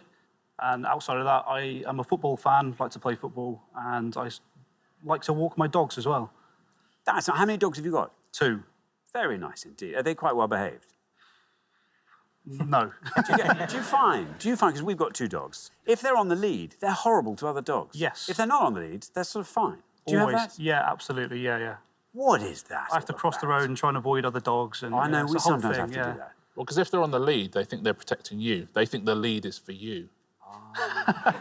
They're for taking them. me for a walk. Yeah. Yeah. OK, now, Ian, what are you going to go for on our board here? I'm going to go for John Howard. I think it's Australia. John Howard, Australia, says Ian. Let's see how many of our 100 people said Australia. It's right. Oh, that's a good answer. Well done, 35. 35 for John Howard. The second longest-serving Prime Minister in Australia's history, John Howard. His middle name was Winston. There you go. There you go. Good name for a politician. Yeah, absolutely. Thank you very much indeed. Jasmine. Hello. Welcome back. Remind us all about yourself, Jasmine. I'm a student at Canterbury Christchurch and I do film, radio and television, mainly specifying in screenwriting. But you're a very creative person, because when you're not doing that, you like writing stories. Yes, writing stories. Currently writing a children's story for a competition. Have you got any plot problems we can help with? The story's about a tooth fairy who doesn't know who collects his teeth. So who collects the tooth fairy's teeth? Yeah. OK. Wow. That's good. I've got a good title for you. OK. You can't handle the tooth. Oh, that's good, yeah. Oh, that's nice. Yeah. That's nice, from A Few Good Men. Nice. Yeah. OK, now, Jasmine, what were the countries these people were leading at the turn of the century? Okay. What are you going to go for? I think I'm going to take a risk and, considering it says Emperor Akihito, I'm going to say Japan. Japan. For Akihito, says Jasmine. Let's see how many of our 100 people said Japan. It's right. 100 is our high score, 35 is our low. You're on 58. Not bad at all, Jasmine. Yeah, first ever Japanese emperor to abdicate in more than 200 years. Thank you very much indeed. Now then, Vicky. Hi. Vicky, welcome back to Pointless. Remind us all about yourself. I am a higher-level teaching assistant working in a... High level? Higher level, yes. That's exciting. Do you have to work your way up to high level? From I just did a qualification. straight in at the high level? Yeah. Okay. So that basically means that I help out in the classroom and then in the afternoons I actually teach. OK, very, very good indeed. Now, Vicky, this board is all yours. What were the countries these people were leading at the turn of the century? Well, I know Jacques Chirac is France. Bill Clinton, I know, is the United States of America. And I know that number 7, Bertie Ahern, he is from the Republic of Ireland, and that will be my answer. Bertie Ahern, Republic of Ireland, the Taoiseach. Let's see, how many of our 100 people said Bertie Ahern, Ireland? It is absolutely right. 100 still our high score, 35 our low. 51 is where you wind up with Ireland. Yeah, there's some big scorers on this board. 2 slightly lower scorers there. Jacques Chirac is a big scorer. Absolutely right, he was France. He would have scored 66. And Bill Clinton, obviously, is a huge scorer. USA would have scored you 90. Now, Thabo Mbeki, he was Mandela's deputy. South Africa, yeah. He would have scored 14. The best answer on the board, Jean Chrétien? Was Canada. Canada, yeah. Would have scored you 12 points. Very well done if you said that at home. Thank you very much indeed. We're halfway through our first round. Let's have a quick look at those scores. 35, Ian. Very well done indeed. John Howard, a great answer there. 51 is where we find Vicky and Elizabeth. 58 is where we find Jasmine and Michael. Then I'm afraid Jack and Steve. There you are on 100. For now, you're the high scorers. That might all change in the next pass. So good luck with that. A nice low score from you, Steve, will help things out. So, yeah, good luck finding that. We're going to come back down the line now. Will the second players please step up to the podium? Let's put 7 more world leaders from the turn of the century on the board. Here they are. Helen Clark, Prime Minister, 1999, 2008. Beatrix, Queen, 1980 to 2013. Tony Blair, Prime Minister, 1997 to 2007. Hugo Chavez, President, 1999 to 2013. Fidel Castro, President, 1976 to 2008. Jean-Claude Juncker, Prime Minister, 1995 to 2013. And Gerhard Schröder, Chancellor, 1998 to 2005. Let me read those again. Helen Clark, Beatrix, Tony Blair, Hugo Chavez, Fidel Castro, Jean-Claude Juncker, and Gerhard Schröder. There we are. Elizabeth, welcome back. Remind us all about yourself, Elizabeth. I'm a stay-at-home mum most of the time to my 4-year-old boy, and it doesn't leave me a lot of spare time. But he's just started at school. He has. Will he be doing the full days, or does he come back at lunchtime? Straight in, as long as I can send him. What time do you pick him up? 3 o'clock. 3 o'clock. So we've got some quality time together. Now, Elizabeth, there you are on 51. If you can score 48 or less, just straight into the next round. What are you going to go for on our new board here? I will have a shot at Helen Clark, who I hope was Prime Minister of New Zealand. Helen Clark, New Zealand, says Elizabeth. You're getting a nod from Vicky. There's your red line. Let's see if New Zealand's right. Let's see how many people said it. It is New Zealand. You are through. 22, very well done indeed. 73 is your total. Yeah, she was New Zealand's second female Prime Minister immediately after the first one, Jenny Shipley. Thank you very much, Richard. Now then, Michael, welcome back. Thank you. Remind us all about yourself, Michael. I'm working IT for the local government, and one of my biggest loves is Star Wars.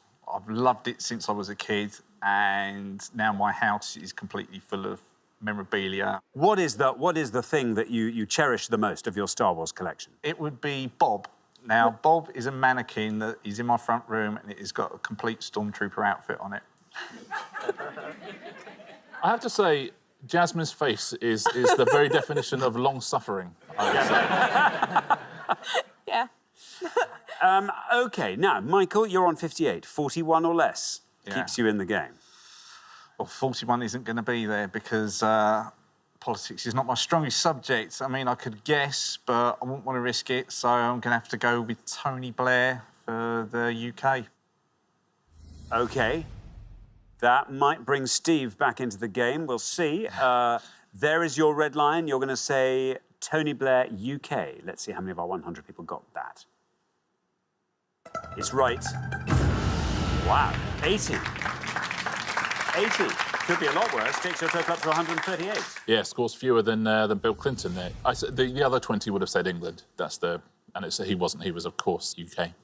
Thank you very much indeed, Richard. Now, Phil, welcome to Pointless. Good to have you here. Tell us all about yourself, Phil. So I live in Cardiff with my wife and 2 little humans.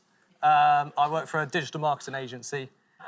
In your spare time, Phil, what do you get up to? I play a lot of sports. So kind of running and football and tennis in the summer as well. Yeah. I've got an allotment as well, which kind of keeps me busy a lot of the time too. Very nice. Very nice indeed. Now, Phil, there you are. On 35, doesn't matter what you score, you're through to the next round. These people were all leaders of their various countries at the turn of the century. Which countries were they? As I've got a little bit of a free pass, should we go Jean-Claude Juncker, Belgium? Belgium, says Phil. OK, no red line, you're already through. Let's see if Belgium is right. Not Belgium. But, yeah, we'll see. That scores you 100 points, takes your total up to 135. You're through anyway. Yeah, absolutely. Good work going for it. You've got to take a risk in that situation. I suspect you won't be the only person to have gone for Belgium. Feels like a perfectly good guess, doesn't it? It does, yeah. Thank you very much indeed, Richard. Now then, Steve, welcome to Pointless. Good to have you here from Bristol. Yeah. Tell us all about yourself, Steve. I've been married to Shell, 25 years, and I run a small business moving pianos. That's just got comedy written all over it, hasn't it? All kinds of piano, upright, grands? Uprights, grand pianos, concert grands, small uprights, upstairs, downstairs, and anywhere you want them. Very nice. What's been the trickiest piano move you've done to date? I think one of the hardest, I had to take a 9-foot concert grand to a place down in Devon, and there was 8 or 9 outside steps, and I was promised help down there, and the help were 2 guys down there that wouldn't see this side of 65, no disrespect to the elderly. Yeah, right. Now, Steve, you are on 100 there. If you can score 37 or less, Steve, round 2 has a place for you. OK. Do you want to talk us through the board? Not really. Fidel Castro is Cuba. That's the only one I know for sure. I'm going to have to go with Hugo Chavez and take a real punt and say Mexico. That's what you're going to go for. Mexico for Hugo Chavez. Let's see if that is right. Here is your red line.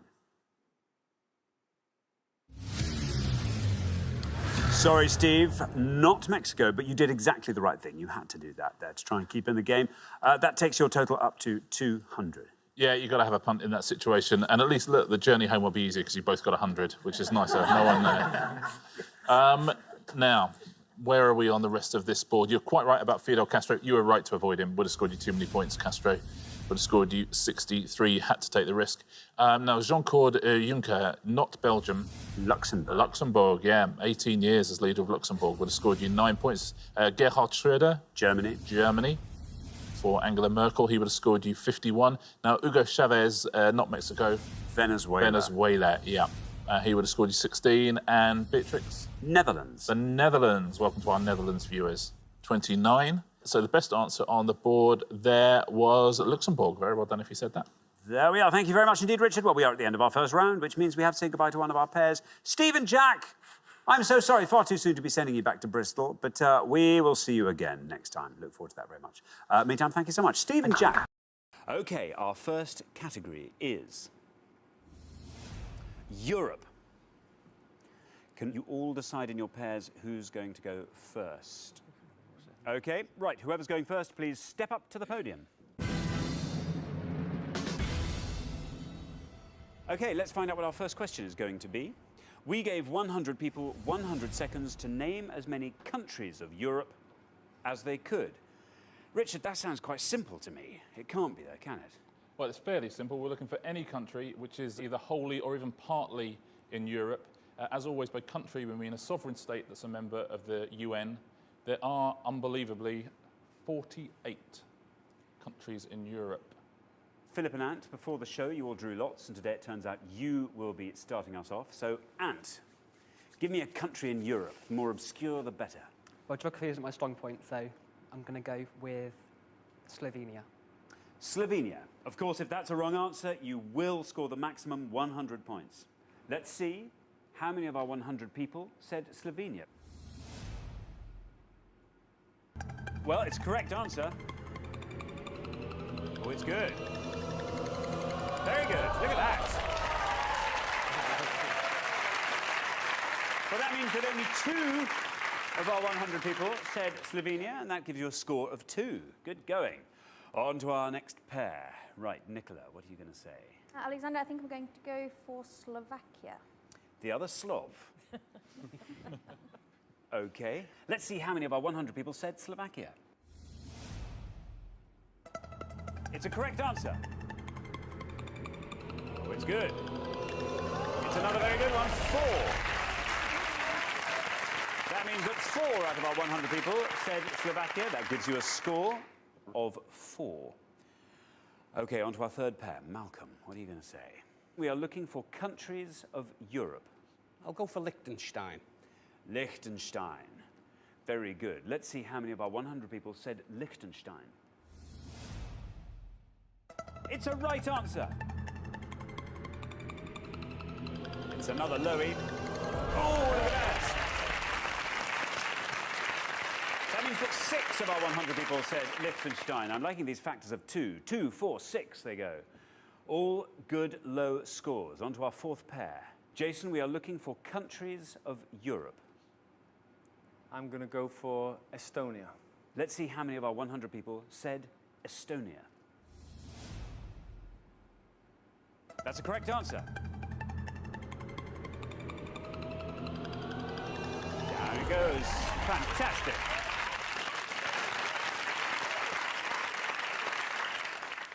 That means 8 of our 100 people said Estonia, and you still haven't broken our factors of 2. 2, 4, 6, 8, read the scores. On to our fifth pair. Joanne, you're going to go for 10, I'm guessing. Alexander, I wish I'd watched the Eurovision Song Contest now. I really do. I'm going to go with, hopefully no point, Croatia. Croatia. OK, let's see how many of our 100 people said Croatia.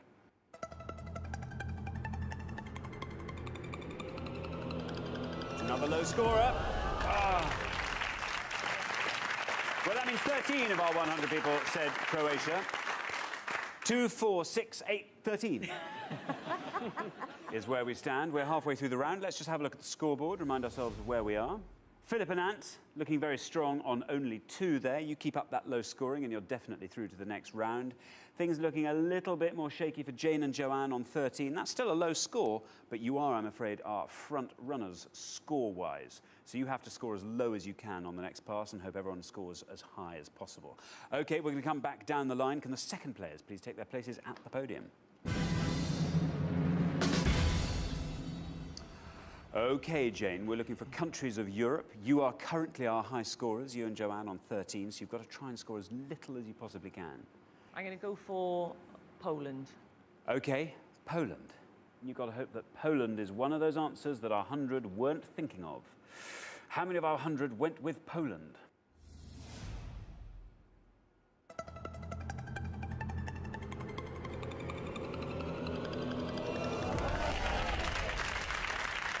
OK, that means that 29 of our 100 people said Poland. That takes your score up to 42. OK, Steve and Jason. Steve, you are currently on 8. Our current high scorers are Jane and Joanne on 42. You want to be scoring 33 or less to avoid being the new high scorers and risk being eliminated. I think I'll go for Andorra. OK, you're going to go for Andorra. There is the safety line. You want to be below that line to be absolutely sure of staying on. Let's see how many of our 100 people said Andorra.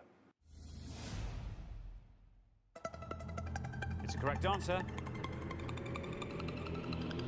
You're through. Oh, it's a good answer. Look at that. That means that 8 of our 100 people said Andorra. That brings your total up to 16. You are definitely going through to the next round. On to our next pair. Mike, you are currently on 6. The high scorers at the moment are Jane and Joanne on 42. To be absolutely safe and not to overtake their high score, you want to be scoring 35 or less. I'll go with Lithuania. OK, we're looking for countries of Europe. You've gone for Lithuania. Let's see how many of our 100 people said Lithuania. It's the right answer. You're through. Very good. That means 9 of our 100 people said Lithuania. That takes your score up to 15. Oh, Jane and Joanne. Feeling a little bit out on a limb there. 42, you're way ahead of everyone. On to our penultimate pair. Robert. As I say, Jane and Joanne are our high scorers at the moment on 42. To be absolutely safe and to avoid being eliminated, you want to be scoring 37 or less so you don't overtake their high score. What are you going to say? It's a tricky one, but so far people don't seem to be very good with countries beginning with L. So I'm going to go with Latvia. Latvia. There is the red line. You score below that red line, and you are definitely through to the next round. Above that red line, and you are vulnerable. Let's see how many of our 100 people said Latvia. It's a correct answer. You're through. It is good. Look at that, 10. That means 10 of our 100 people said Latvia. That brings your score up to 14. And finally, Philip and Ant, you are currently our low scorers on 2. Jane and Joanne remain our high scorers on 42. You have to score 39 or less to remain in the game. I'm hoping no one's thought of this. I'm going to go for Moldova. Moldova. Let's see how many of our 100 people said Moldova. There is the red line. You have to come below that, above that red line, and it will be you leaving the show at the end of this round. Of course, if that's a wrong answer, you will score the maximum 100 points. Let's see how many of our 100 went with Moldova. Well, it's a right answer. It's good. Oh, it's very good. Look at that.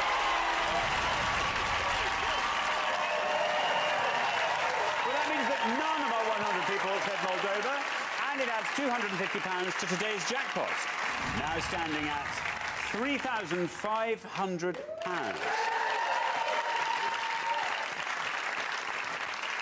Very good indeed. That gives you a total of 2 after you've both answered. So at the end of round 1, the losing pair with the highest score, I'm afraid, are Jane and Joanne. Girls, I'm sorry. That was just a tough one, wasn't it? As you said, you should have watched Eurovision more. Don't do geography. Oh, dear. That's tough. Now the pressure's off. You're thinking of lots of other European countries you should have gone with. Czech Republic? No? Czech Republic, you see? Luxembourg. Luxembourg. Ah, they're all coming in now. Richard, what should they have said? Well, you should have said Czech Republic. Would have got you 9 points, Czech Republic, which would have been a great answer. There were 6 pointless answers. These are the answers that none of our 100 people could remember. Armenia is pointless. Azerbaijan, Bosnia and Herzegovina only counts as 1. Georgia is a pointless answer. Macedonia, and Philip, of course, gave us Moldova, which is a pointless answer. Very good. I'd say the United Kingdom came 17th. If you'd said United Kingdom, you'd have actually got less points than saying Poland. Wow. There you go. The 3 worst things you could have said. Jane and Joanna, do you want to have a go at the worst possible things before we leave you? France, Germany. You're always brilliant at the worst 3. It's Spain 3rd, Germany 2nd, and our old friends, the French, in 1st. Thanks, Richard. Jane and Joanne, that was your second and final chance on the show. I'm afraid you just didn't have that pointless European knowledge you needed to get through to our final. So we do